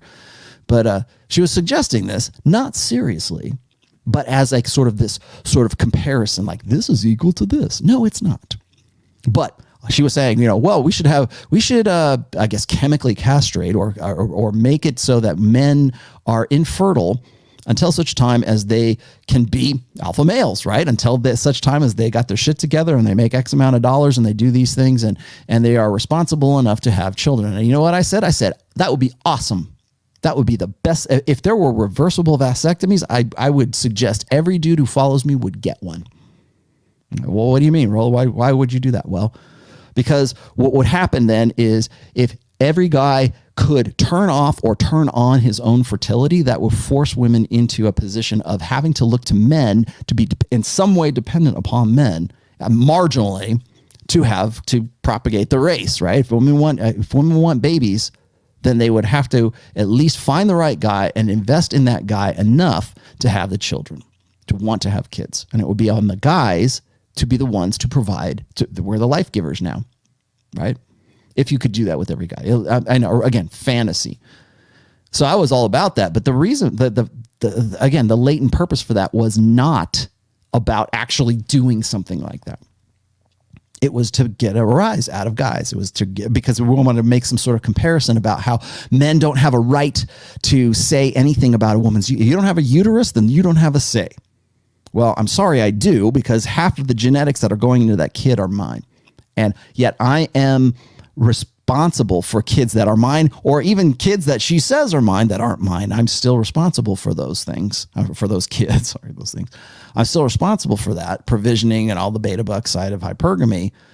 Yet I don't have a say because I don't have a uterus. Bullshit. And especially if I'm expected to pay the bills, you're damn right I should, but I don't, because we live in a gynocentric social order that ensures that women will always get a fail-safe for bad reproductive decisions. They are all entitled to the best of the best, whether it's the alpha fucks or the beta bucks. And legislature will bear this out every single time, whether it's about abortion, whether it's about no-fault divorce, whether it's about the Duluth model of feminism, whether it's about sexual harassment, whether it's about creating, even suggesting curfews for men after 6 p.m. All of that traces back to one thing. Women want to consolidate alpha fucks and beta bucks. They want short-term sexual benefits, and they want long-term relational, long-term security benefits. The 6 p.m. curfew, that's long-term security benefits. I want to feel safe with my babies. That's where that comes from. And women in legislature, women in social power, women in political power will always primarily focus on the benefit of the Sisterhood Über. And that's the title of this show, right? The sisterhood above everything else. And it doesn't matter about religion. It doesn't matter about society. It doesn't matter about ethnicity. It doesn't matter about politics. I don't care if you're a Republican or you are a Democrat. I don't care if you're leftist or rightist or whatever the hell you want to. I don't care if you're tradcon. It's always, if it's a woman, she's thinking about the benefit of womankind, not about men. When I see somebody keeps linking me. I know the girl. So there's this one lady who is a female lawyer with an all-female staff here in Reno, Nevada, and she supposedly is like the MRA lawyer, right? She'll help you get your kids back, and she's focusing on men's issue and stuff like that. And it's like, yeah, because you're a woman. You can do that. You can go ahead and do that because that's where you're at. But it's not about those guys. The only reason she's profitable at this is because guys think that she's going to give them a solution because she's already embedded in the gynocentric social order. That's why. What is it? Is it irrational to assume based on experience that virtually every girl you commit to will cheat on you at some point? Is it rational? Irrational. You're probably asking me about she's not yours, it's just your turn, right? Is it irrational? Yes, it is irrational. And I'll tell you why. Because hypergamy is not a straitjacket. Stop thinking in binary terms. Stop thinking in absolutes. Hypergamy is not an absolute. It is what it is. It's a sexual. You want to know how I know? Because prior to the sexual revolution, hypergamy was definitely not an absolute. Prior to 1965, prior to hormonal birth control, hypergamy was exactly just as intense as it ever was in any part of human history. The difference was we had buffers. We had checks and balances, social, religious, political, whatever you want to call it. We had checks and balances on the worst consequences of men's sexual strategy and women's sexual strategy. We used to call that marriage. That used to be what the institution of marriage was really all about. It was checks and balances on either. Till death do we part, forsaking all others. To love, honor, and obey. That's why you have those are the at least classical vows anyways. It was a It was a social contract that was made formal, and it's been ruined since then. Again, why is Rollo so down on marriage? He's been married for 25 years. Again, let me explain it to you, Mr. Absolutist Idiot. I'm not against marriage. I'm against the way that we do it now. I'm against the way that I'm against the perversion and the distortion of that contract that used to be a compromise and used to be a buffer between the worst aspects of men's innate mating strategy, which was unlimited access to unlimited sexuality, and women's, which is hypergamy, alpha fucks, beta bucks. What that says is you're married to me. That's it. You don't get to go. You don't have any more control over. You want to know why women hate marriage so much? Here's a great example, perfect example. Modern marriage. You know why women don't want to get married? Because they see it as a form of control over hypergamy. That's why. They see it as a form of control of men fiendishly crushing her sex drive, or fiendishly, we have mismatched libidos. Oh, he wants to have sex and he wants me to be hot and sexy for him. That sounds like marital rape. That sounds like sex I didn't want to have. So therefore, when we're getting divorced and the female attorney says, did you ever have duty sex with your husband? And you go, well, yeah, lots of times. Well, I guess he's guilty of marital rape then, because that was sex that you didn't want to have with a guy. He's a rapist. So therefore, send him to jail and you can take all his money. I'm exaggerating, but that's the idea anyways. Any sex your woman didn't want to have, that's rape. No matter what the consequences, no matter what the circumstances, the context, whatever you want to put it in, makes no difference. Retroactively, there's no statutes of limitations for that kind of stuff. So by design, in a gynocentric social order, to ensure the security side of hypergamy. Like how that works? Yeah, hypergamy micro to macro. And now we're really, really macro. Let me see. I'm going to back up here. I missed a few of these. I apologize profusely for allowing these little yellow ones to get past me.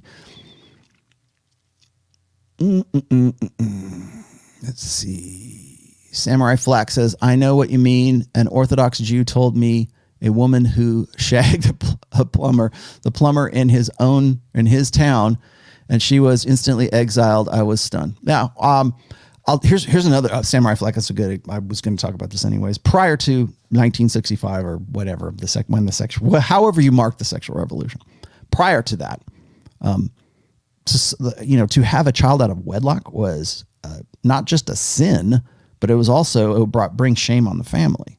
So in the 50s or whatever, if you got pregnant and you were not married to the guy, they would do what was called putting you away. My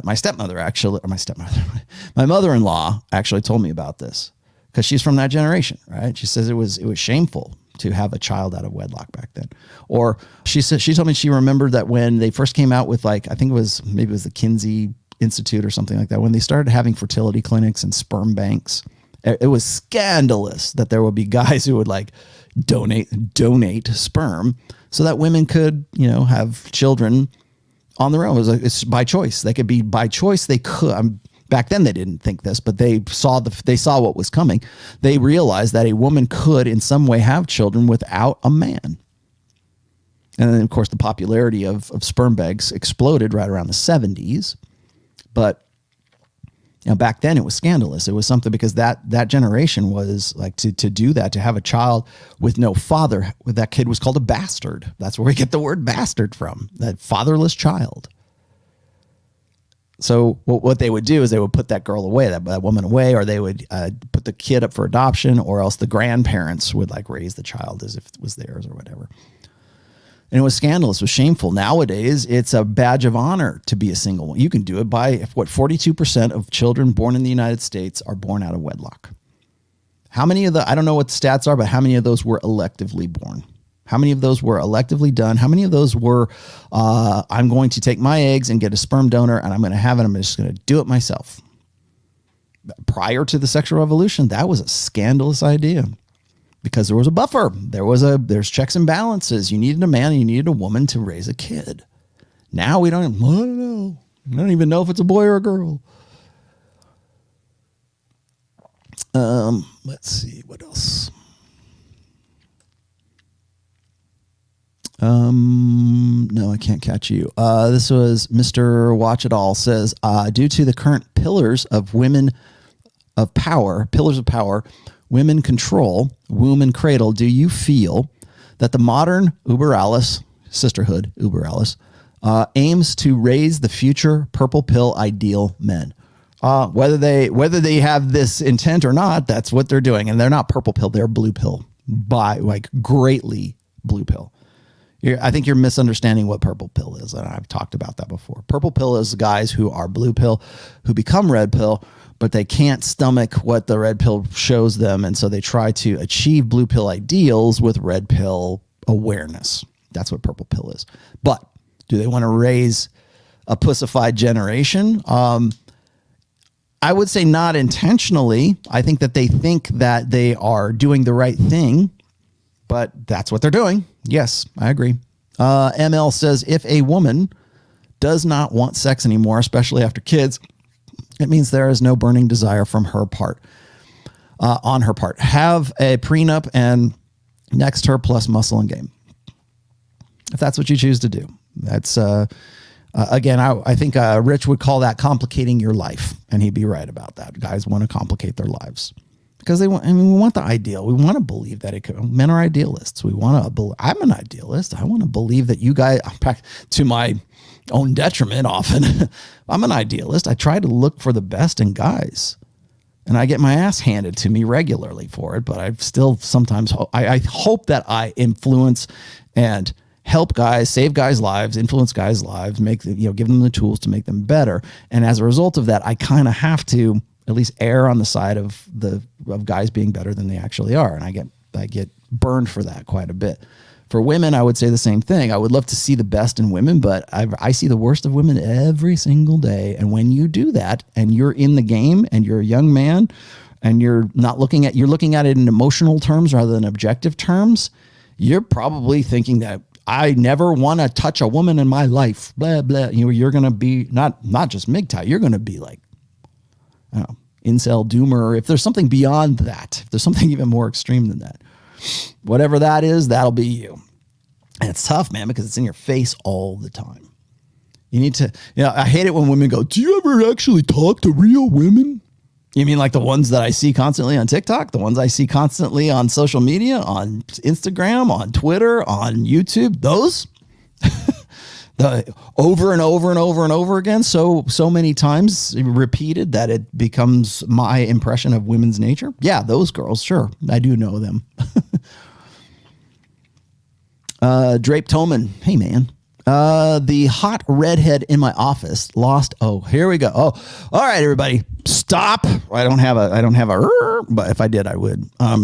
Stop. We're all going to talk about Drape Toman's life now. Here we go. The hot redhead in my office lost a lot of weight. Seeing that, I asked her who's getting dumped or who got dumped. She laughed and responded with, why is it because I lost weight? Well, I'll tell you why. Because that's what women do.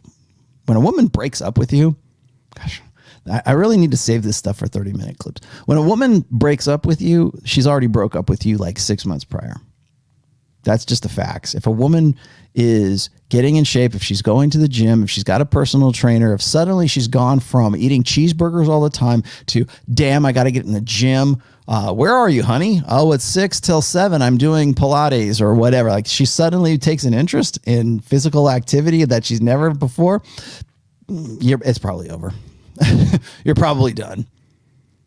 She's planning an exit strategy at that point because clearly, according to Pastor What's-His-Face, that dude, women don't want to do that for their husband. God forbid they do anything for your pleasure. They will be happy to make themselves look hot and cute and sexy for guys that aren't you. Well, where was it? There. And now if I say this, I know Sam Bada will go dig this up, but I used this as an intro pick for an essay one time, and it was how I look for the man I love at home. And it's like this kind of little cartoon of this girl or this woman who's like in, frumpy, her hair's not done. And she's in like sweats. Right.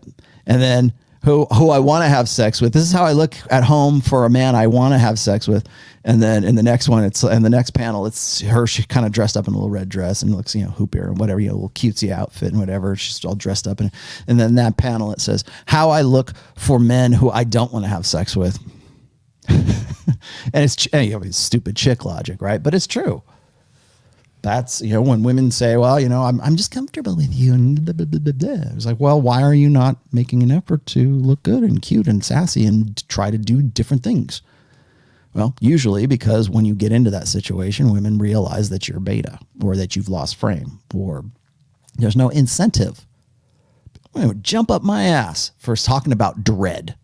Jump up my ass for contributing to or trying to stoke competition anxiety.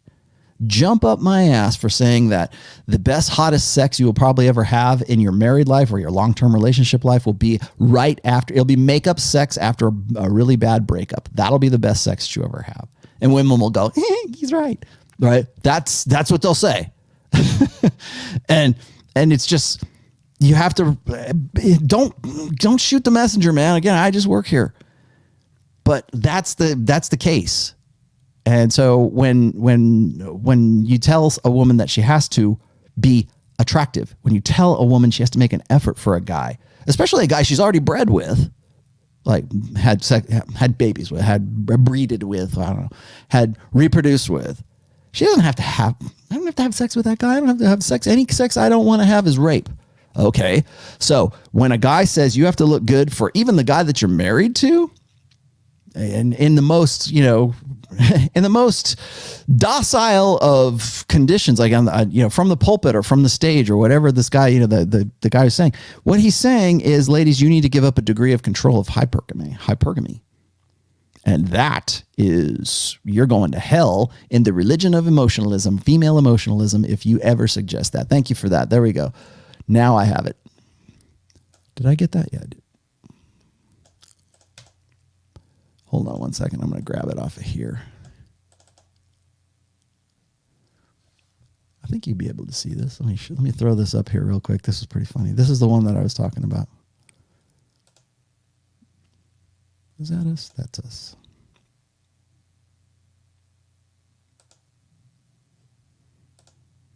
Oh, wait a minute. My bad. Here we go.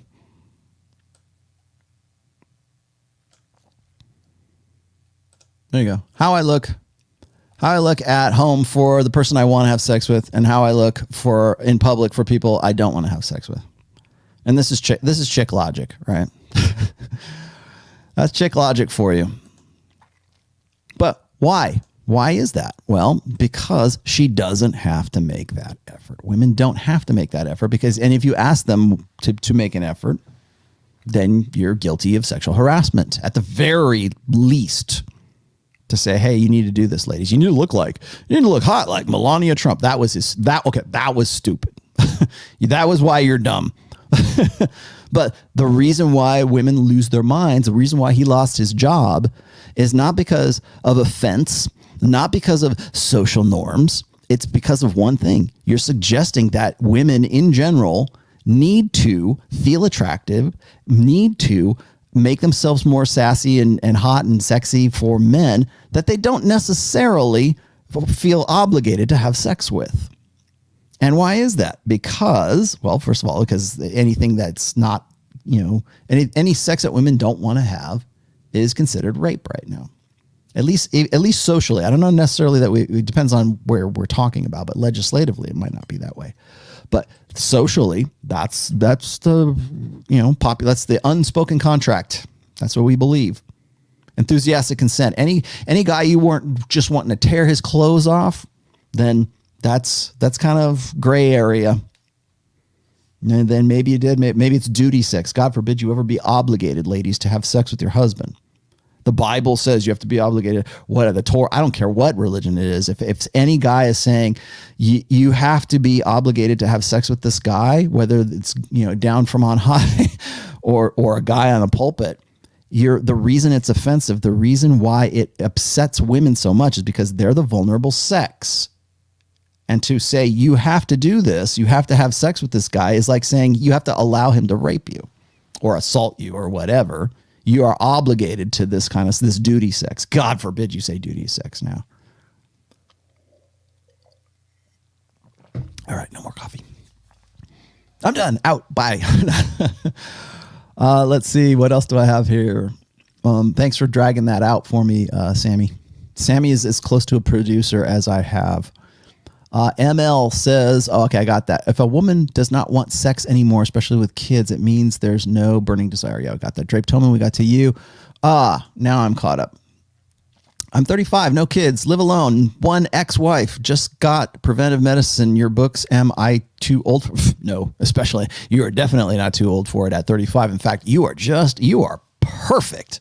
You're at the prime age right now, my friend, because if you maximize your potential, you are coming into your sexual market value peak years. You should be hitting your stride right now. No kids, live alone, one ex-wife. Well, maybe the ex-wife could be better. You are the envy of manhood right now because the sky's the limit, man. You have sexual selectivity because you are red pill. Just got preventive medicine. Definitely read that. And definitely know the women that you are involved with or that you will be involved with. Use that as a reference guide. Use that timeline in there to understand basically what you're going to begin getting into with women at various phases of their maturity. God forbid, do not date older than yourself. Don't date single mothers. You just maximize your potential, man. It's 35, man. Ugh. To be red pill aware at 35 and be in that position, dude. Yeah, it's definitely for you. Sammy, why is it no matter the issue, they will spin it to push their own agenda and blame men? 70% of women and men at my job now push that men are the issue. Of course they do. They're looking, and as I said before, and when I started this out, and let me get back on topic here. As I was saying at the beginning of the show, this is the new hotness. It's not Black Lives Matter anymore. It's women's lives matter now. Sorry, BLM. Sorry, Antifa. Now, in fact, I would expect probably Antifa to pile on with the women's rights thing. Now it's maybe it's just this month because it's the Women's History Month, but it seems to me that the vitriol and the venom from women and the hate, the misandry, let's just say, the hate from women towards men right now, whether it's symbolic or it's serious, it seems to be amplified quite a bit more. Now, maybe it's because of COVID last year, but I have done a show on International Women's Day every March 8th. I think I might have done one essay or two about it. And I keep track of these things. Twisted me, but I keep track of these things. And I will tell you this right now. I've never seen a march like this before. Worldwide. This is the UK. Imagine I know that they're planning. I think there's going to be protests or something tonight. Or something else going on. I'm sure they're going to go out there and force again. And the fact that the cops are out there sort of, doing this kind of stuff, the fact that they're out there and this is a photo op, and don't think for 1 second that actresses like our good friend Patsy Stevenson here don't see this as like their shining moment to get to go viral, more or less. She wants to be George Floyd. She wants to be the female George Floyd. That's what she wants to be. That's what they're going out there. That's the attempt. That's the reason. Now remember, she's an actress, right? The visuals, the optics of that. Trust me. I was gonna say if you're looking for an actress, let's just say a redhead that looks like this, who's out there. Also, by the way, she has been putting out videos that people have been sending me as well. I didn't want to gum up the works with that too much, but she knows this is her chance, a shining moment, right? She wants to be the female George Floyd. Look at me. 20 years old. If that had been an older woman, it might have been visually impactful, but probably wouldn't have the same kind of reach that one does. So why is it that they're pushing the matter no matter? Well, because this is the moment to sort of consolidate female gynocentric power. And we've been doing this quite effectively. You will see. Conspiracy theory time. Woo. Everybody says, oh, Rollo's crazy to think that Kamala Harris was actually the president, the candidate that you're actually voting for. Well, with every speech that Biden gives, with every new news story, with every, she's answering phone calls from foreign leaders right now. The transfer of power would not be that difficult. If they decided to do it right now, Kamala could very easily step in. Every single press conference, whether it's Kamala or it's Biden, you will see Nancy Pelosi standing right next to them. Stage managing the whole goddamn thing. Nancy Pelosi, 81 years old, has been in Congress since the late 80s, like 87, 88. Shit, I was 20 years old when Nancy Pelosi took off or became a congresswoman or whatever. You don't think we have like a gynocentric social order? Look at his cabinet. Look at Biden's cabinet. Look at his all-female press corps. Or press corps, his press officers, whatever, like his PR girls, basically, they're all female. Every one of them. There are more females in this cabinet than any other time. In fact, to be a man in the Biden administration is a rarity. You don't think there's something to this? I don't know. Maybe call me crazy. I have a bet with John from Modern Life Dating, if he's watching right now. I said that Kamala Harris will take office before August 1st. I might be, maybe that's a little soon for some people, but I don't think so. When I've made predictions before, my worst habit is I've made the predictions, but I didn't realize how quickly they would come true. So I'm thinking Kamala Harris is definitely going to take office, but that's another thing. Maybe this is sort of a primer to saying, okay, we got the first female president. We got the first female vice president. We got the first female cabinet. We got almost all female cabinet. We've got the first transgender woman in the health administration. I forget where that thing guy, whatever it is positioned right now. Okay. How am I crazy? How am I wrong? Please tell me, point it out. That's a conspiracy. No, it's not. Let's see. Oh, man. Okay. Where did that go? Sammy, I got to you.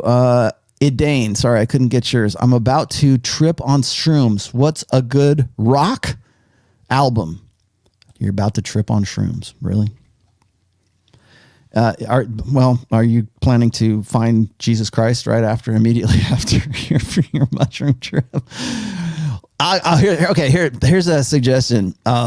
Black Sabbath, Master of Reality. That would be a good one.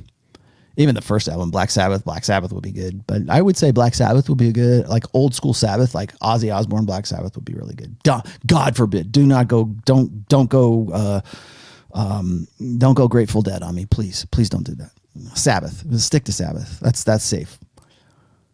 Oddly as it sounds, that's sick. If you're gonna trip on mushrooms, please. Ozzy will see you through.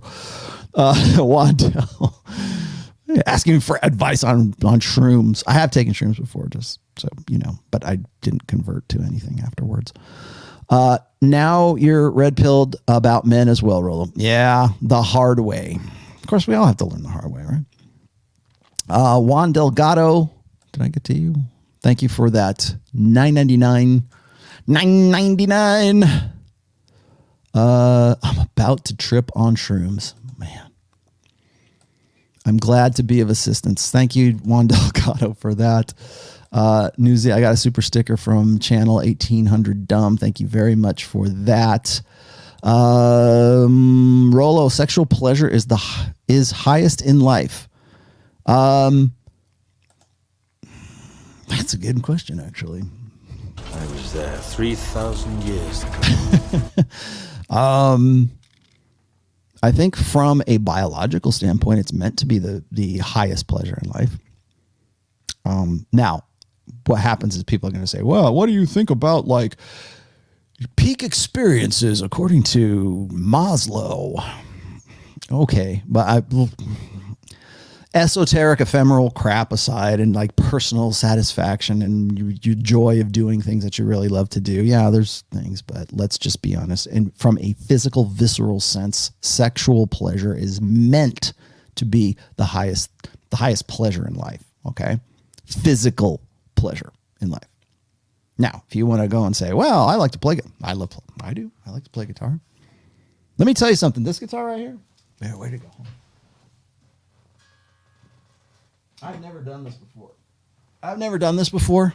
I'm not going to play it right now, but this is almost as good as sex. Almost. If there's a pleasure point, if we're going to talk about ephemeral things, playing this 7-string, this OD guitar that I just bought, very expensive, luthier made, comes pretty close.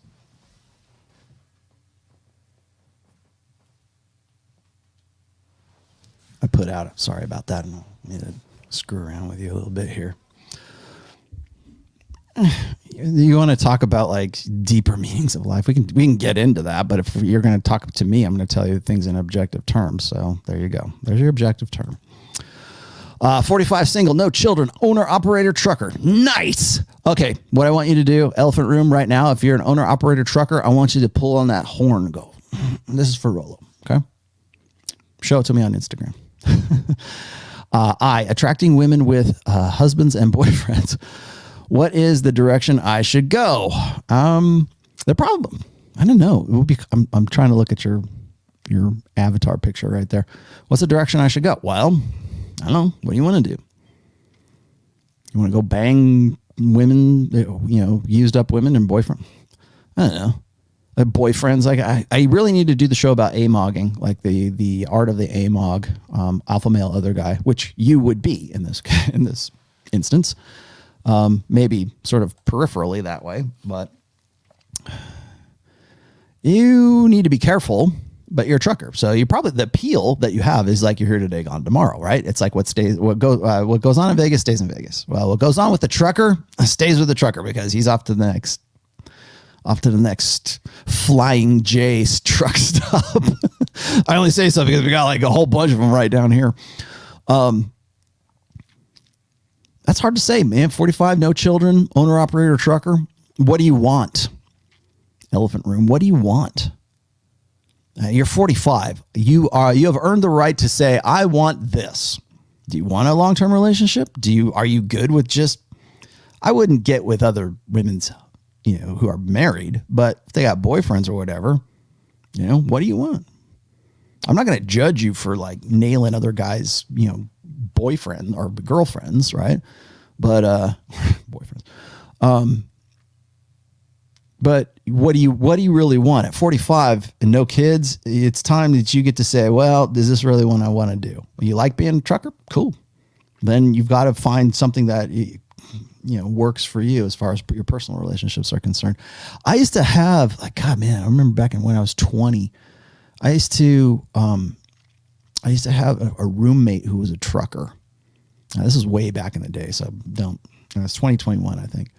It was a trucker. It was a long haul trucker. It was great. It was great to have a roommate like that because he was gone for like 4 or 5 days at a time and then come back, stay for about 3 days and then, move off. He was also trying to have like long-term relationships. Now this is back in the late 80s, early 90s. And he was trying to do the same thing. Like, I think it's really tough for guys who have kind of like those kinds of careers to have a long-term relationship. I don't know. What is it? Lot lizards. Do you want to get with lot lizards all the time? That's what you used to tell me all the time. Hey, there's all these girls that want to bang me in their parking lots and blah, blah, blah. I'm like, really? Yeah, they're hookers mostly, but they call them lot lizards. Are there still such a thing as lot lizards?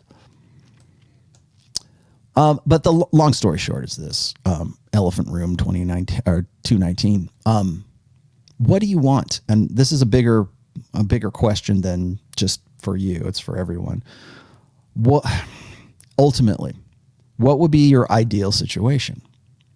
Like I've asked guys like this from the MGTOW community, from TradCons to even MRAs, Black Pill. What do you want? What's a good use of your time? You're only here for so long. What do you want out of life? And not just like, what do you want to do with your life? I'm saying like what's the ultimate goal? Like as far as like the next step in your life. You're 45. You get to decide what you want to do. What is that? I think that's probably the first question you need to ask yourself. And I think a lot of people do too, not just you. You helped red pill me at 36. I haven't looked back. Thank you. How on earth do you get a red thing for $2.99? I mean, if it was $299, I might be. I'm trying to look at my notes here too to see if I'm trying to catch up with these things here. Thanks, Sam, for following up on all this stuff. Zeniel says, I just want to reply to the one who said he is 35 because I'm the same age. I'm spinning plates, max age 24. You must only do the work. Yeah. If you're 35 right now and you're just becoming red pill aware and you don't have the attachments that most guys usually do in there, or they don't have the baggage or whatever you want to call it, dude, you are in a great position right now. You are in an ideal position, assuming you maximize your potential, assuming you maximize the things that make you as attractive as possible. And I don't mean that like, oh, the only reason you do this to make yourself attractive. I'm just saying like you maximize your potential for you, but as a byproduct of that, you're in a pretty good position to be. In fact, if anything, you need to protect yourself. At 35, 36, 37 years old, if you are single, childless, at the peak of your game, you're hitting your stride, you have to be red pill aware. You have to know. Yes, actually, remember when he was asking me about like, oh, should I read preventive medicine? Oh, God, yes. Because that will help you like protect yourself or ensure yourself as best you possibly can because you're educated and you'll make educated decisions. Hopefully, you'll make educated decisions. Use this, use the brain. Use the head, use reason, default to reason, instinct, reason, and then emotion. That's not saying don't be emotional, but just follow that order instead of instinct, emotion, and reason. Don't follow your heart, just follow your fucking head. What about my dick? Don't think about your dick, think about your head, then think about your dick. And then think about your heart. It should be head, dick, and then heart. That perfect. There you go. There's your philosophy for it. There's your ephemeral speech for the day. Let's see. Zenial, I got to you. Red Pill Mike, thank you very much. I'm about to shoot smack, so I have Hand of Doom on repeat. What is it? Killing Yourself to Live by Black Sabbath. There you go. If you're going to go shoot smack, you owe it to yourself to listen to Killing Yourself to Live. Old school Sabbath. I say that because when I dropped LSD for the first time, I think I was listening to like Paranoid, the album Paranoid, not just the song. Yes, I have done LSD in the past. I have done shrooms in the past. I've done ecstasy in the past. I've done coke in the past, but like that was like way back in the day. I only did it for a very brief time because it was too expensive. Like nobody gives dudes free coke, right? Unless you know the dealer. They give girls free coke, but it's back then, but they don't give guys free coke. You got to pay, and I didn't have any. I was a poor, starving. I have done drugs in my past. I experimented, whatever. But I did it. I'm done with it. That's why when people say, well, you need to try LSD or DMT or ayahuasca and you'll have this spiritual, woohoo, you'll meet God. I've dropped acid 3 times. I've done shrooms at least 4 times. And remember, I was like 19 to 22, somewhere in there. I smoke weed, now and I smoked weed before I even had a drink of alcohol. It was easier to get, like back in the 80s, it was easier to smoke a joint, to find somebody with weed than it was to actually get to go to a keg or get somebody to buy you alcohol. Chicks, again, if you were 14 through 18 or whatever, you were in high school, there are plenty of guys who will go get you liquor or whatever the hell you want. If you're a dude, weed was really the only thing you could afford. But I mean, I was a musician, grew up around it. I knew I've never done anything harder than I never put anything in my veins. But I did have one of the bands I played in. The first time I ever experienced a guy who did heroin. I was a drummer in a band that I was in. And I knew then and there that I never wanted to do that. So that was good. But yeah. And so when people say, well, you don't know what psychotropics do. Dude, I know exactly what psychotropics do. And it's not about like converting to Krishnaism. Ian, electric guitar equals most fun you can have with your trousers on. Depends on how good you play it, but yeah. You have to be a fine young gentleman. DJE Entelman. What else do I have here? Maucus. The Sisterhood and Simps have taken over LinkedIn. Yeah, they have. It's a good read about that. Aaron Clary had a really great article, and I want to say is it a year ago? Might have been about a year ago or so. He was talking about how women are kind of taking over corporate America, and he said, and that's a good thing. Allow them to have corporate America.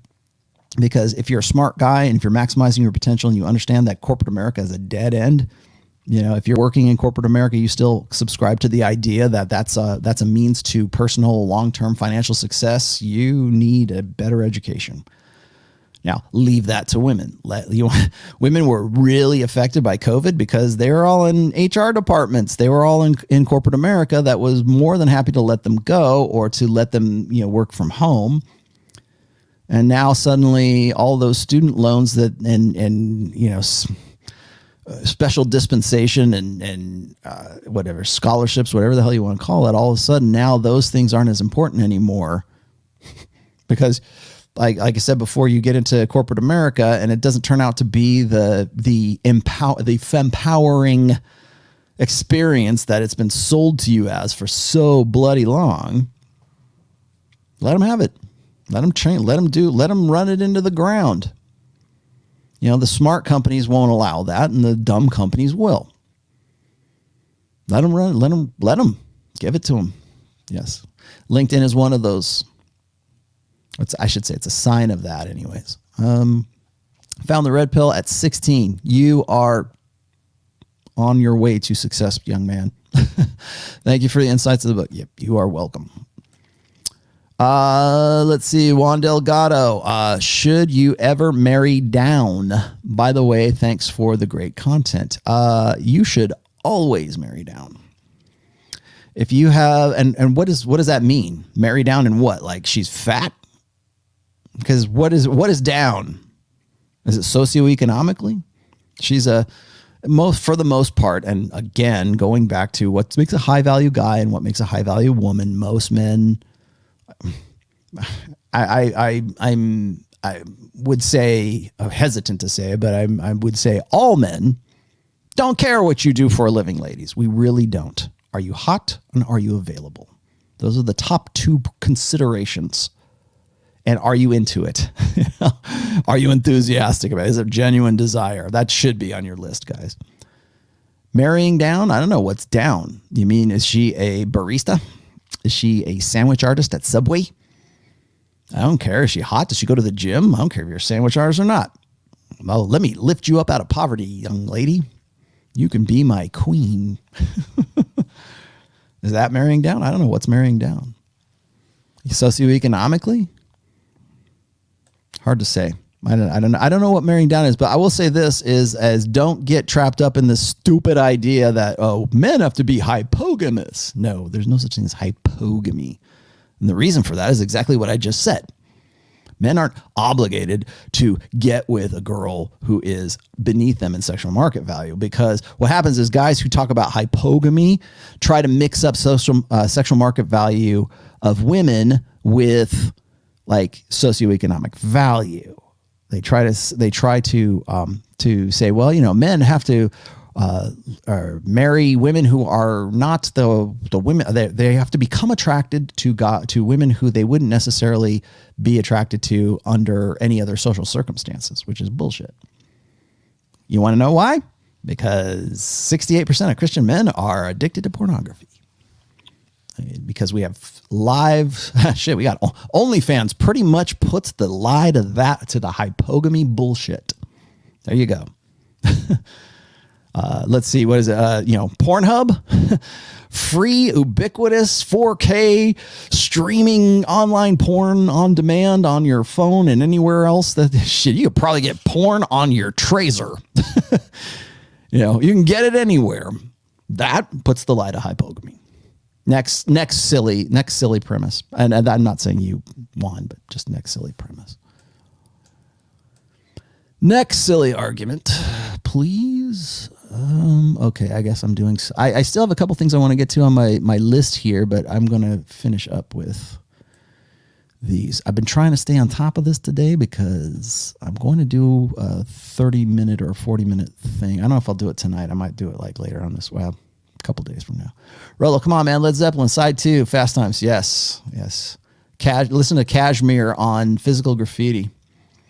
I guess that would be good. Although I think of Zeppelin as like you smoking herb, you're smoking weed, you're smoking hash. I think of Zeppelin more as like a marijuana band. I guess Black Sabbath too, but Zeppelin's a good alternative.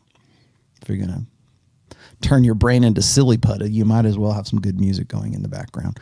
Sammy, is it bad that my friends do not swallow the Crimson Cure? The Crimson Chin. Remember that? Crimson Cure. I cut them off because I don't trust them. Okay, good. Don't. It is better to, Sammy, it is better to err on the side of too much caution than it is to like too much evangelism when it comes to red pill awareness. It is better to be safe than sorry. Look for those opportunities. And I'm not saying like just completely like isolate yourself and never talk about the red pill, or only like stick to like my show or my book or whatever forums you feel safe in. You do need to actually have those conversations with guys, but remember, be very cautious in doing so. As I've said before, unplugging guys from the matrix is dirty work, and it is like triage. You save the ones you can, and you read Last Rites to the Dying. And more often than not, you're reading Last Rites to the Dying. Now, you don't have to be an asshole. You don't have to be like, okay, I'm going to ghost all my friends who aren't red pill. You don't have to. Don't. Just understand. Are you intelligent enough to do that? I think you are. If you have this, you have to remember, and this is a law of power. What is it like? Think as you will, but act like others, at least until such time as you can sort of, always press for change, but never too rapidly. And when in Rome, do as the Romans do. Have your own thoughts, be red pill, but don't try to force it on anybody, because the minute you do, that's when you really lose your friends. That's when you really get evangelistic about it, and you're trying to and I know when guys find the red pill, the first thing they want to do is like, I got to save my brother. He's going to marry this bitch. My dad, I got to help him. He's a beta male. Oh, my friend at college. Oh my God, I got to help him too. I know, I get it. I really do. But you have to be careful of those things, because most guys will fight you on that, because it's been there. Remember, most guys are beta males. Most guys, that usually the guys that you want to save are almost always beta males, because the guys you don't think need to be saved, they're already the 20% guys that women want to bang already. It's the guys who need the red pill are usually the 80%ers, or the guys you can actually talk to about it are usually the 80%ers. The 20% guys that women want to get with, like hypergamously want to get with, the 8s, the 9s, the 10s, 7s, 8s, 9s, and 10s, those progressively up. Those are the guys that you're probably not going to be able to really convince anyways, but you don't think that you need to, because if it ain't broke, don't fix it. So be careful with that. But there you go. There's your 5 pounds. 5 pounds, 5 British pounds. I'm getting a lot of British pounds today. It's probably because of the thumbnail. All right, Sammy, that's good. All right, here we go. Let's see. I wanted to also point out that when we're talking about women getting into socioeconomic power or into political power right now, as I said before, they tend to lean towards the Sisterhood Über. Whatever benefits the gynocentric social order, whatever benefits the feminine imperative, is what gets the attention. So when women come into that power, you'll find, like, especially if they're like Andrea Ocasio-Cortez, it all comes down to democratic socialism. It comes down to communitarianism. What benefits women? You will notice, and I don't care whether you're Republican, you're TradCon right, or you are liberal Green Party leftist. If there's a woman there, she's thinking about the feminine imperative way before anything else, if that even enters into the brain. And usually when women come into political power, it's on within the context of what I've called communitarianism, or what, actually not me, just anybody. and egalitarianism. We want to talk about equality. And equality for women is never equality for men. It's only equality. The feminism is the mistaken idea that you can create a more balanced, equal society by only focusing on the issues of one sex. That's what it is. That's why feminism has never been about equality. It has only ever been about retribution and restitution. That's how you get Medusa. That's how you get, let's make a movie about Medusa. That's how you get, let's have a 6 p.m. curfew for men. Retribution and restitution. It's not that they want to keep men in curfew. The reason why they're doing, again, it's emotional appeal, but it's also about wanting to make guys feel as unsafe or as controlled as women want to believe that they really are. Well, I can't go out and be safe. Well, yeah, you can't. And you know what? I can't either. If I go down to certain areas, and even in my hometown here, and I go down the wrong place and I, walk around in the nighttime with unarmed, I'm probably going to be the victim of a violent crime. Depends on where, wrong place, wrong time. Guys and men are victims of violent crime way more than women are. And maybe that's because women tend to be more cautious, or maybe that's because, who knows, but when men fight, it's men who die mostly, not women. And that's statistically proven. But those kinds of stats don't feed fear that we sell security for. And that's what female politicians, and that's what big companies do. Feed fear, sell security. When we put that into a gendered context, we say all men are potential rapists. It's the handful of gummy bears, right? There's one gummy bear in here that has cyanide in it. Do you want to try all of them? No. Okay. Well, all that does is segregate men and women that much more. Right? The juice isn't worth the squeeze, Rollo. Screw you and your pickup artist crap. Fuck you. Okay. The juice isn't worth the squeeze. Go over to your side of the playground, Mr. MGTOW, Mr. Black Pill, whatever you are. You're just signing on to the idea that men and women need to be segregated, just like women with the gummy bears, right? The cyanide gummy bears. God, is that going to be the defining story of this episode? You're just segregating it, and you're feeding fear and selling security.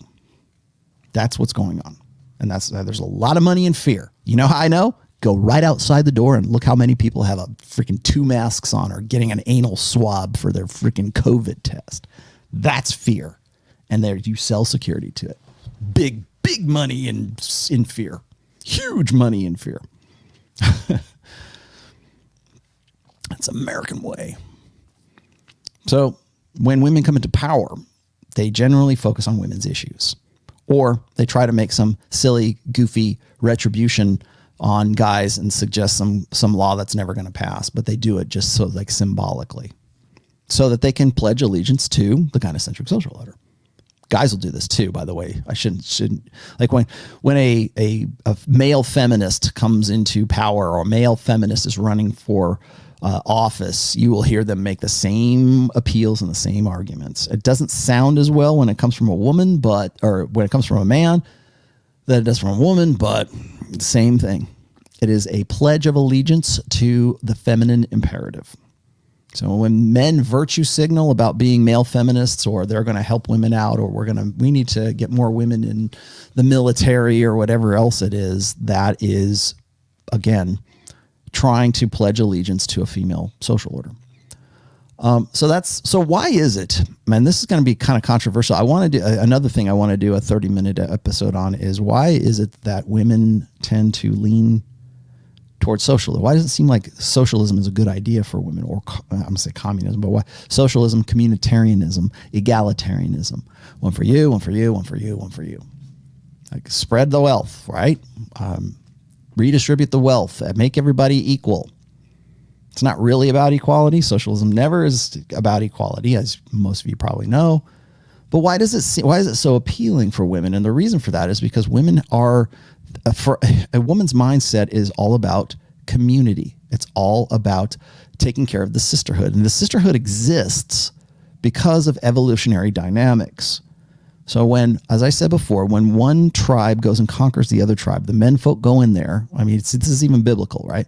You go in, kill off all the menfolk, kill off all the boys, and kill off everybody else. You can even, the Lord even says, burn all their stuff, all their resources, all their gold, kill all, destroy everything, but take the women for your own. That's the thing that when I was listening to Kevin Samuels and the rest of these guys talking about, and it's not just Kevin, but because I know Donovan does this, and Myron and some other people have talked about, like, it's in vogue right now to sort of try to find some concrete definition of what makes a powerful man, what makes for a high value man. If we look at this from evolutionary perspectives, it isn't the guy who dresses well. It isn't the guy necessarily the guy who is makes a lot of money. It isn't the guy who actually can kick ass and kill other people, although those are aspects of it. But there are at least three concrete things we can distill a powerful man down to, or men in general down to. And that is this, is that a powerful men have historically had these three things. The first one is territory. They're interested in expanding territory and maintaining that territory. And because it means resources, because the resources is number two. Like a man who has more resources tends to be more powerful, right? Territory, resources, and women. Those are the three things that have defined powerful men over the course of history. I don't care if it's a dynastic emperor in China, or Caesar, or a king, or whatever, the king of Syria, the king of England. I don't care what it is. It could be a tribal chieftain in the Amazon rainforest, is to have territory, to have resources, and to have access to multiple women, because women you want to propagate, right? And usually, emperors and kings and, tribal chieftains, even that, they have access to more women. They breed more. They have more sex, and they have, Genghis Khan. Genghis Khan, 1 in every 200 men on planet Earth is genetically related to Genghis Khan. Very powerful. A warlord. Territory. Definitely. Territory, he's got it. Resources, probably had it too. And we think of him as sort of this barbarian, but you go over into Asia, and they've got like massive monumental statues to Genghis Khan. Prolific, let's just say. Access to resources, access to territory, and lots of women. And whether they were willing participants or not is irrelevant in this particular scenario. So so for powerful men to have those things, those are the things that sort of typify, I guess, powerful men historically. And then, of course, maintaining all of those things. Ensuring, you want to know why eunuchs were used to guard the concubines in the Forbidden City? That's why. Cut their dicks off. They can't have sex with them, and it ensures that the emperor gets to breed with them. Powerful man. Territory. Has, so you can attach like loyalty and honor and leadership and all this stuff. Okay. All right. Money. Okay. Good looks, good physique, kick-ass warrior, whatever you want to call it. A good general, a smart guy, a tactician. Oh, keep going. Let's keep going. But we can distill all of those things down to three things. In fact, the fact that we have territories and nations is a result of territory, resources, and women. Those things. All of those things. It's tribalism. You will never get away from tribalism. It's baked into the human DNA, and has been a source of our success for a very long time. Patriarchy, egalitarianism, blah blah blah blah blah. That we should follow our hearts. That's female thinking. Male thinking is resources, territory, and mates. Lots of mates. Propagating your own genetics. And ensuring that the kids that you are applying those resources to are actually your children. That's how you get nations. That's how you get tribes. It's how you get religions in some ways, and it's patriarchal religions, anyways. The Abrahamic religions. Those are all based on the same thing. Polygamy. Father Abraham had his 2 wives, Sarah and another one. And then his maidservants, which were basically his concubines, so he could nail when he wanted to. And if he had babies, if he wanted to recognize them, fine. If not, fine. He's a powerful man. How do we know? Territory, resources, and women. Look at the kings. Look at the tribal leaders. That's what defines that. So when you listen to women and they start talking about how great it would be if we lived in a form of democratic socialism, and I'm bringing that up because here in the state of Nevada, the entire state legislature is overrun with quote unquote social democrats. And I forget what it's something like 80 or 90% of the representatives are female. And I'm looking at this going, well, we will never get away from this. Or they're either, you look at that and you look at things like the governments of, like, say, Sweden, which is a openly, proudly feminist, government. That's what they want to say anyways. What do those look like? They don't look like resources, territory, and access to women, for sure. What do they look like? They look like utopian police states. The gynocentric utopia is a police state. It is 6 p.m. curfews for men.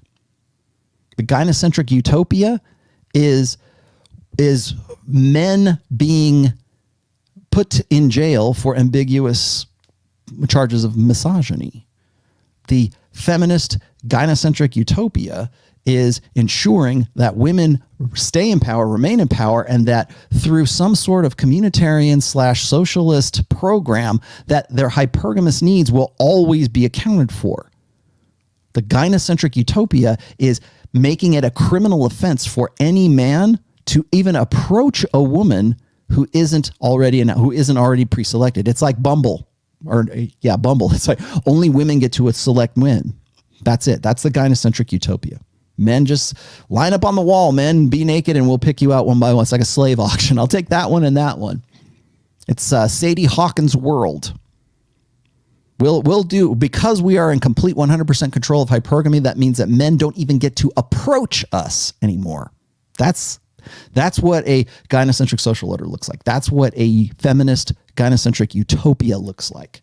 Remove, what is it? Royce said this, the feminist ideal is to maximally increase women's sexual choice and sexual selection while maximally limiting men's.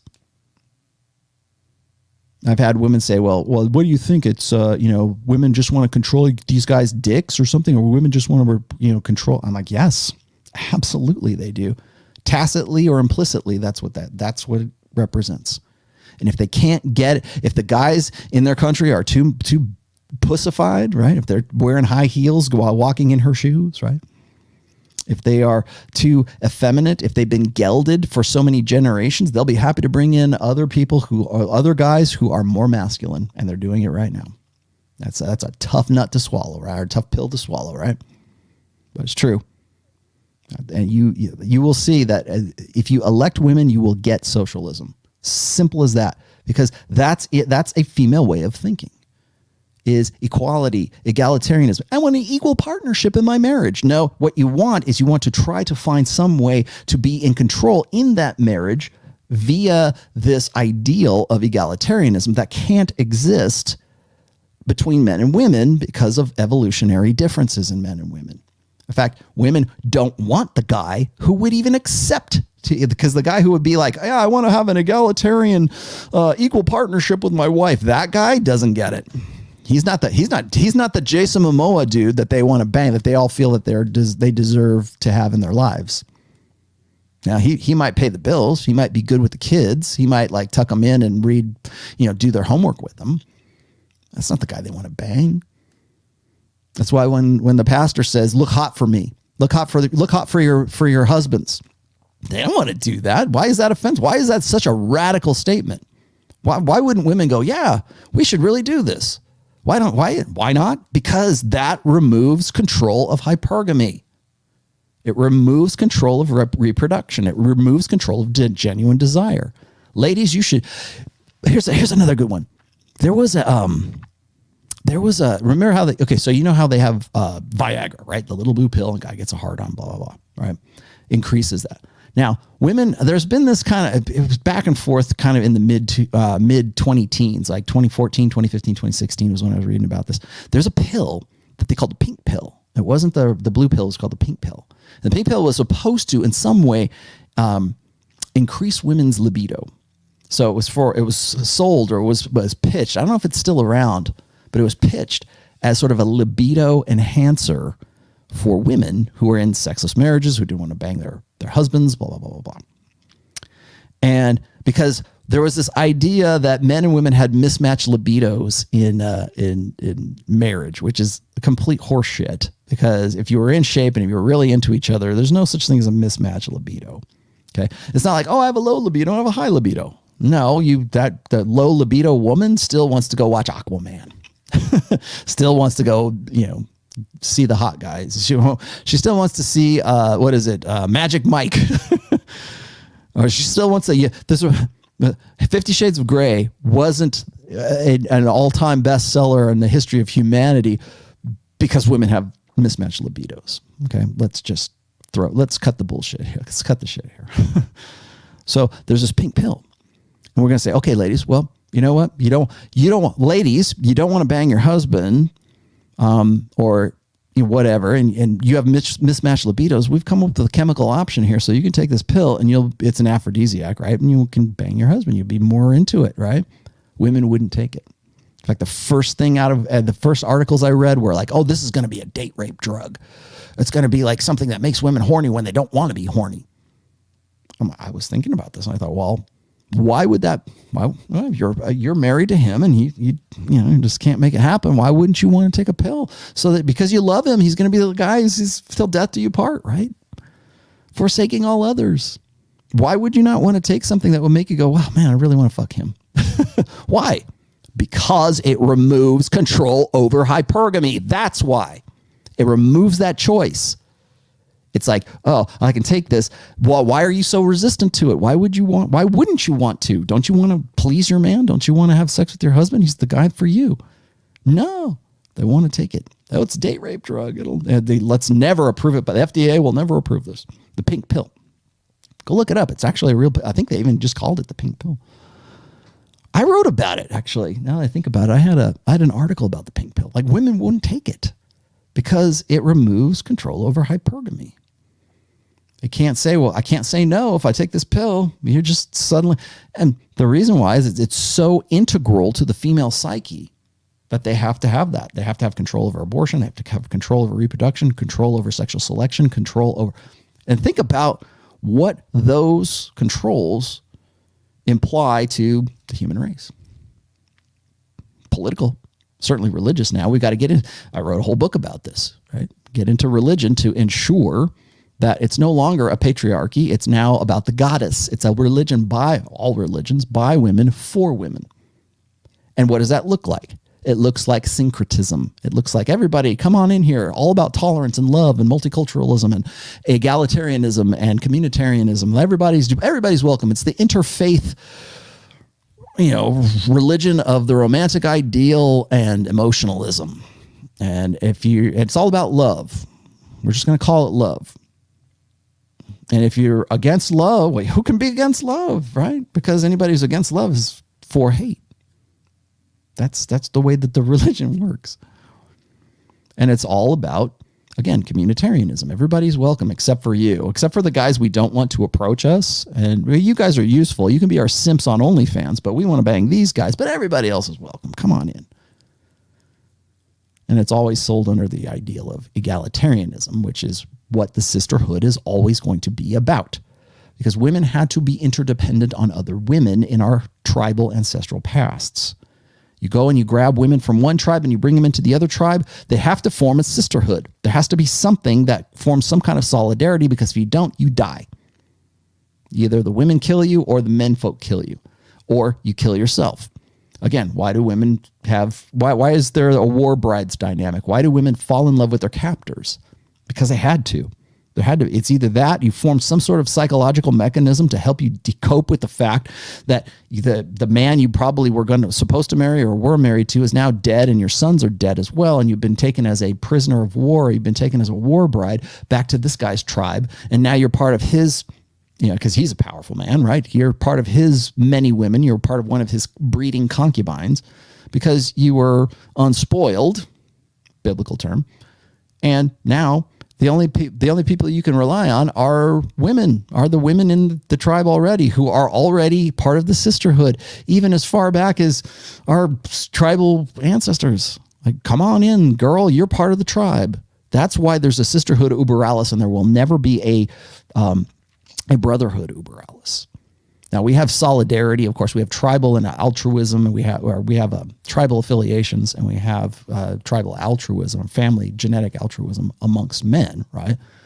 Men are more likely to take a bullet for their son or their wives, but they'll also protect women as well that they don't know. But again, that's sort of like this male protector dynamic. But by and large, men would rather die. What would you rather die for? Your son, your nephew, your father, or just some dude who's your best friend, or somebody you don't know?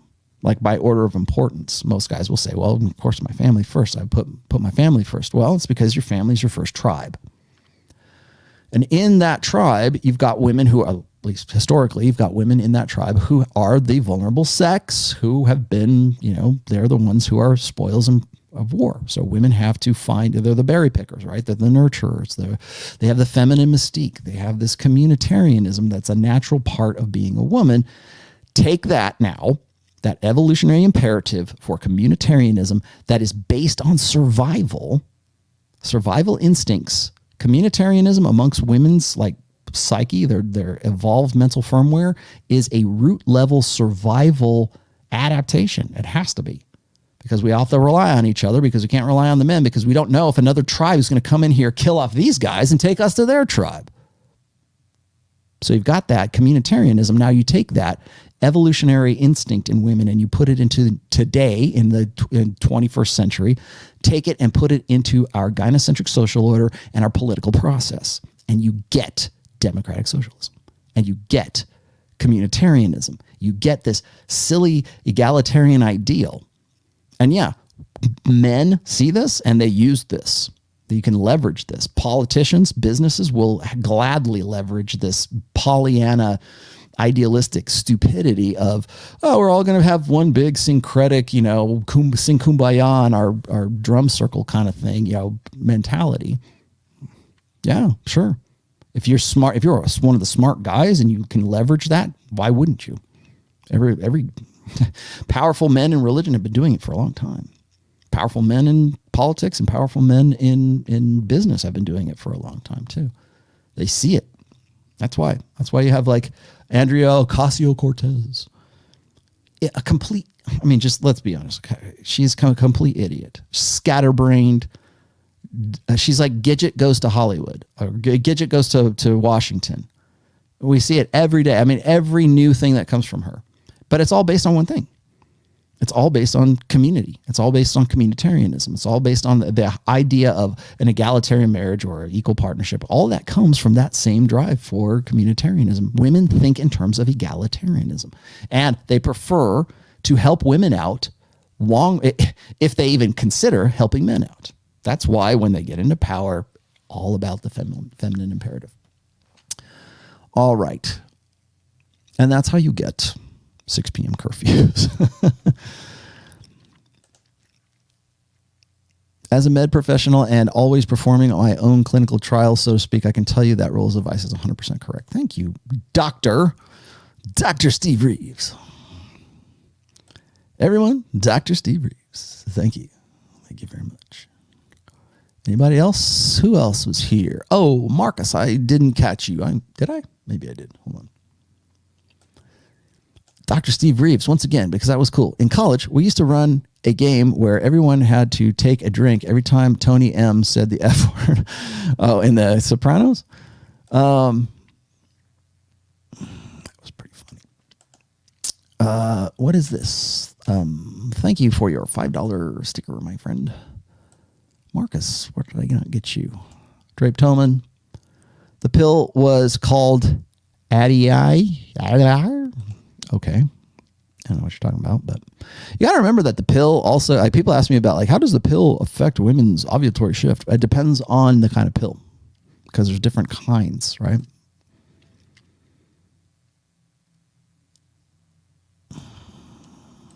anything else? Did I catch up? I caught that. There's one from Marcus. In 2020, they've also over my Windows 10 home screen with monthly propaganda messages like women have accomplished so much. Click here to learn more. Yeah. Mm-hmm. Because again, it's a declaration of allegiance. And you'll see this not just in female things. You'll see it in a lot of other things. It's, if you want to be part of the woke brigade or the woke generation, you have to make some sort of outward declaration of your allegiance to wokeism, feminism, whatever, multicultural, whatever is being foisted on you right now. It will be either privately or publicly. You will have to in some way make a declaration to say that I'm on board. That's what they want. That's why you get that on Windows. You go to Google right now. I bet if I did that, let me look real quick. If I go to google.com, let's see. Google.com. I have DuckDuckGo. Sorry, that's my thing. Oh, I thought for sure it would have that on there. I'm sure on Women's Day, it probably had that nice cutesy little graphic for them. They always do that for guys show me this all the time. They'll do a screen cap of like Google's like little search, cutesy little cartoon thing that goes over the Google logo for International Women's Day on March 8th. And then when International Men's Day rolls around sometime in November 16th, I forget when, then they'll go, oh, and this is what Google does now. And there's like, it's just Google. I don't give a rat's ass about International Men's Day. International Men's Day, by the way, is just an excuse to talk about women's issues. That's all it is, or how men should be better. Anytime there's something that celebrates men, it celebrates them because they're acting more feminine, or acting like little princesses, or they're dressed up in a tutu, dancing to the Frozen logo with their son, who is dressed up as a little Disney princess himself. That's good parenting. That's masculinity today. That'll make the 6 o'clock news. A little boy wrestles an alligator and saves his sister from certain death, and was taught to wrestle an alligator because of his dad or whatever. That doesn't make the news at all. But put on a tutu, dance around like a moron to let it go, and you'll make the 6 o'clock news. Anything that is masculinity is only celebrated when men act like women now, or when men act effeminate now. You will never see positive stories about guys who won the deadlift competition or something. You'll never find guys. It will never celebrate men, even when men like rescue women. Even when the floodwaters rise in Texas, or there's a hurricane or whatever, and men are there helping airlift women off of roofs or something like that, or canoe them to safety or something. It'll just be, this is just, people were really helping out. It will always be in the general sense. It will never be in like men did this. What's my opinion on Mark Manson's models? That book used to be good. I have a different opinion of Mark Manson. I understand why people like Mark Manson, but I highly disagree with Mark Manson's overemphasis on male vulnerability. And I've done episodes on male vulnerability. I think he's in complete error on that. Manson has changed his tune. I lump Manson into the same categories as Tucker Max, as Julian Blank, as like, these are the guys who are following the quote unquote script. Okay. Which means they're incorrigible bastards, incorrigible bachelors, and or pickup artists, and or guys who know the nature of women, are enjoying themselves with multiple women and digging on it. Models was supposed to be like his exposition of how to get chicks, right? How to get girls, and according to him, right? It wasn't quite like that, but I highly disagree with his overemphasis on male vulnerability as being an attraction cue, which it is not. It can be, but only if your predominant personality is to be like invulnerable, to be guarded with your emotions, to be unemotional, because men do not process emotion like women do. So when women, good example, really good social convention here. The reason why we think of vulnerability in terms of, being a vulnerable man is strong. That's vulnerability is strength. Bullshit. No, it's not. Definition, the very definition of the word means weakness. Vulnerability is a weakness. So don't give me this crap about strength. But guys think that means strength because they think that if they're more vulnerable, then women will like them. Because you have to be emotionally available, emotionally open. You have to. It's okay to cry. No, it's not. And then, first of all, men don't cry because it's it's one thing to cry if you have an emotional reason for it, like your mom dies or your dog dies. Okay, man, but you can't be a freaking robot. I get it. But if you think that crying is in some way attractive, or when you incorporate vulnerability as part of your game, that's when you've lost the fucking narrative. That's when you've lost all connection. Most guys do that because they think, beta male guys go, well, hey, I can be vulnerable. I'm a beta. No problem. Men have vulnerability down. Beta males, especially 80%, the 80%ers, low SMV guys, they've got vulnerability perfect because pretty much their entire lives they've been taught to like they're defective girls. And part of that training, part of that blue pill conditioning is you need to express yourself and be more emotional. And it's okay to cry and talk about your feelings because we live in an age where the female experience is the correct way to interpret things. So if women are vulnerable and women are weak and women are emotional, then men should be too. That's the ideal. A high value man is vulnerable. No, he's not.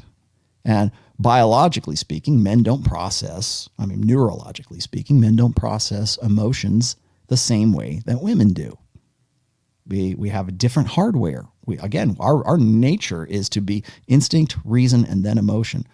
So instinct, oh my God, there's a saber-toothed tiger. Reason, well, hopefully I've trained with the spear so I can kill the damn thing. Okay, we killed the saber-toothed tiger. Now, how did I feel about that whole experience? Boy, that scared the shit out of me.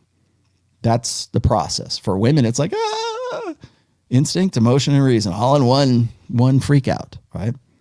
There is a process or an innate process, innate proclivities to process information or process our world, our input from the world in particular ways. And we can train ourselves not to do those things. We can certainly, we override those? Yeah, we do all the time. Martial arts, hunger strike. There's lots of things. There's lots of ways we override all of that. But when we start saying that vulnerability is a strength, that to me says that this is not that narrative or that social convention. Guys see that and they think that that's a key to their success with women.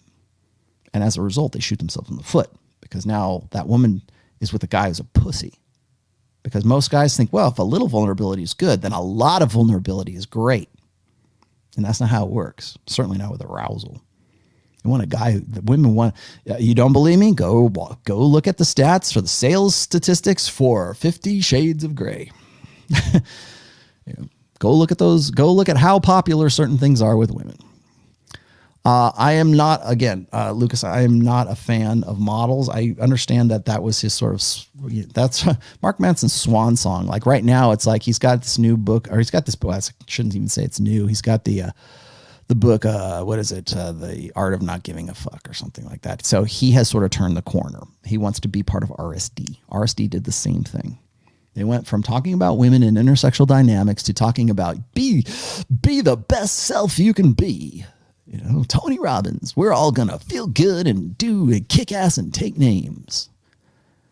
You dig down in that deep well of confidence that is, inside everyone. It's all fucking grift now. He's all brand. So is a lot of people. It's hard to talk to guys now. If I understand correctly, when you want to be seen as an alpha, be unapologetic and stand your ground, contrast to the beta, and run your mouth like a gamma. Those are the behavioral sides of things, Silver Bishop. Behaviorally, alpha males of like any species are slow to react unless there is a real threat or a real, something. Most alpha men are very kind of like, and very much like a alpha lion, right? I hate to make that comparison because I think alpha is really an abstraction, but there are certain characteristics of an alpha man who's slow to react because he knows he has the confidence that no matter what the occurrence, he's already prepared for it. And that there's, alpha men don't react. They can respond to things, but they don't react. Like that's a beta response. Like being curious, interacting with your world. I saw this one video of these. I forget who it was, but it was a golf tournament. I think it was in Florida, and it was saying there's a difference between men, right? There's one guy. I don't know who the golfers were, but one guy. There's a alligator, and it's like right on because it's Florida, right? An alligator right by the water, and the golfer goes up and grabs it by the tail and shakes the tail, and it jumps into the water. And then there's another guy who was walking along and he didn't see the alligator. And then suddenly he notices it and he's like, and he runs. And that's the difference, right? There's the guy who's going to be like, it's an alligator, The guy could have turned around and bit him, but, the guy was ballsy enough to go, let's get this thing, get it off the green. My ball might hit this gator. I better put it in the water. That's one thing. And then there you got the guy who's just kind of like reactive. And that's definitely a beta trait, but those are behaviors. You can fake that. You can fake alpha behaviors and you can fake beta behaviors just as well. It's where does that come from? What's the underlying source of that? What's motivating that behavior? Confidence. Confidence that you're alpha enough. I think, guys, if you're, excuse me, if I know Ryan, if Ryan's watching this late in the stream, most guys who are alpha don't think about being alpha. Now they go, was that I just opened the door for this lady. Was that alpha? If you're thinking that, you're not alpha because you're just that's what you do. Guys say, well, Rollo, you have to game your wife. No, that's just, I am the game. I don't think about it. People go, well, I wouldn't want to be Rollo. He's gamed his wife for 25 years. No, I haven't. No, I haven't. You ask my wife, she'll definitely say I haven't. Because I just do what I do. I am the game. I've internalized this stuff. I don't have to think about it. It's like second nature. I think that's the key. So yeah, be unapologetic, stand your ground, contrast to the beta, don't run your mouth as like a gamma. Yeah, well, gammas want to, God, are we going to talk about alphas, betas, gammas, deltas, sigmas? Gammas tend to have to prove themselves logically. That's a good way of putting it. They tend to they think that their attraction cues, by the way, intelligence is in no way an arousal cue for women. Don't let any woman ever tell you, I need a smart guy. Nope. If that was the case, all these gammas would be like a hot commodity for women. Never. Intelligence is not an arousal cue for women. But I mean, they don't want dumb guys in the long term. Like an attraction cue for sure. An arousal cue? No. Big and dumb and full of is arousing. And if you're intelligent and you know how to, make money and provide and can improvise, then you're doing good. Spin Doctor, thank you very much. Yeah, take some notes. All right, I'm done, guys. We're at the three hour mark. I think I can finish now.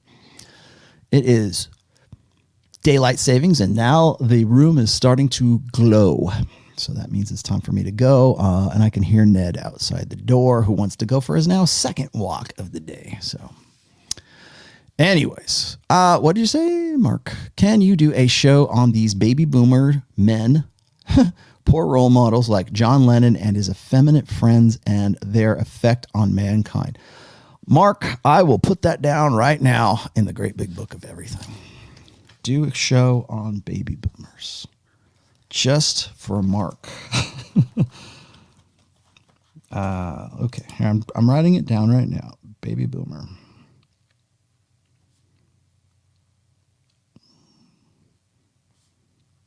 Okay, it is now officially in the great big book of everything, Mark. There you go. Only because you were kind enough to watch to the end of the show. Yeah, sure, I can do that. I got some 30-second clips, 30-second clips, 30-minute clips, maybe some 45-minute clips coming up this week. I got some ideas. As you can see, when I get on these shows, that I end up doing longer shows because I answer your questions too. So maybe that's good. Steve Reeves, you stand there as if peering over the Grand Canyon for the first time and mutter, "God damn, how did I not see?" Yep. All right. Let's see. So I will be doing, like I said, I'll be doing those clips. The clip show will be certainly by Wednesday. I might go a little earlier. I don't know. I did it on Tuesday because I had to go to Vegas last week. So there you go. What else do I have going on? Charlie's crypto mindset thing is going on right now. You can't get in. It's way packed. There's a lot of people that signed up for that. Thank you for signing up if you did. For Q2, I might be in, I might just lurk in some of those Zoom calls. If you really want to find me, I might go check that out. And then Wednesday will be, at the very latest, there will be one show, a recorded show on Wednesday, a little bite-sized nugget for you guys to digest. And then I will be, let's see, Troy Francis is going to be hosting Rule Zero on next Saturday. At least he's scheduled to. And that's about it for me. If anything special happens, I'll let you know. Please subscribe to this channel. If you've enjoyed this, please consider supporting this channel either through Patreon or through PayPal or anything else. The reason I have this nice new camera, I think, courtesy of Zorro, one of my followers, or El Zorro Plateador, was kind enough to buy me a Sony A6400. I want to give him props for that. Thank you very much. But if you want, you don't have to buy me that, but if you want to support the show, all the links are always in the description. Also, you will find that there are relevant links to my essays for this particular talk today. So you can look at those if you want to read something off of The Rational Male. And also, book 4, The Rational Male Religion, is on sale. It is finally linked. Thank you. You don't have to tell me anymore. It is linked now. And by that, I mean the KDP, excuse me, the Kindle and the print book are now linked together, and it is showing in the search engine. The problem, by the way, for that, I wasn't getting like shadow banned or anything. It was because I had added this book to a series, and the series of books, like the first, second, third, and fourth, got kind of screwed up. So I just deleted the series and I had them relink it, and now it's back and it's perfect. I'm not going to deal with the series crap anymore. It's just too much to worry about. I am working on translations of book 1, and there is a hardcover version that is in the works right now. I'm reformatting it in a large, because I have to make the pages larger and I got to make the cover bigger and everything else. But there will be a hardback version of book 1 very soon. I would say within the next couple of months, depending on Amazon, because it's a new thing. It's in beta testing right now. So I will have a hardcover eventually of book 1, which is in the works. Translation wise, I've got a guy who wants to do a Spanish translation right now. And I got a German translation. Is it German? Yeah. German translation that's in the works as well for book 1. And I might do more. But translations are a little difficult for me because A, I don't read the language, and then B, well, Spanish I could probably read, but B, it's marketing it. Like, what do I do once I have it and I've got it formatted and it's in a book form? So what's the best way to go about it? If you are interested in like propositioning me or giving me a proposition, proposing to me a particular translation, please understand the first thing I'm going to ask you is this something that you do professionally? I have to do that. I have a lot of guys who really want to take it upon themselves and say, hey, man, I just did this free translation for you. It's very important that it's done in Swahili. Well, thank you. I'm glad you took it upon yourself to do that, but I don't know what to do with it. So I'm looking for people who actually do this for a living and who are also part of the Red Pill community, who understand what the message is and why it's important and why this book is what it is right now, the first one, as well as the rest. So that's when I had a lot of questions about translations. So Spin Doctor, if you can do French, great. But again, I get into these situations where people say, I'm going to do a translation, and they're all gung ho about it for the first like 2 weeks. And then I never hear from them again. So I need somebody who's a pro, and I need somebody who is like, yeah, I'll even pay you to do the translation. I just want to be able to, know what to do with it once I've got it. So that understand my position with the books right now. I understand the importance of getting it into different languages. It's just one more thing to, distribute the book on. So good, but I got to do it the right way. So that said, let's see. One more thing. I'm working with Clytus King right now to do another animated video. He's done a few animations of me, Dr. Professor Rollo Tomassi videos before. I'm actually like collaborating with him on one. So that should be coming up pretty soon too, just to kind of give you a little teaser about it. So that should be coming up I would say within the next couple of weeks. So there you go. I will see you guys, the very latest, I'll see you on Wednesday, and then I'll see you again on Saturday. So hope you enjoyed this. Let me know what you thought. If you want to support the show, again, links are in the description. I'll talk to you later. Bye, guys.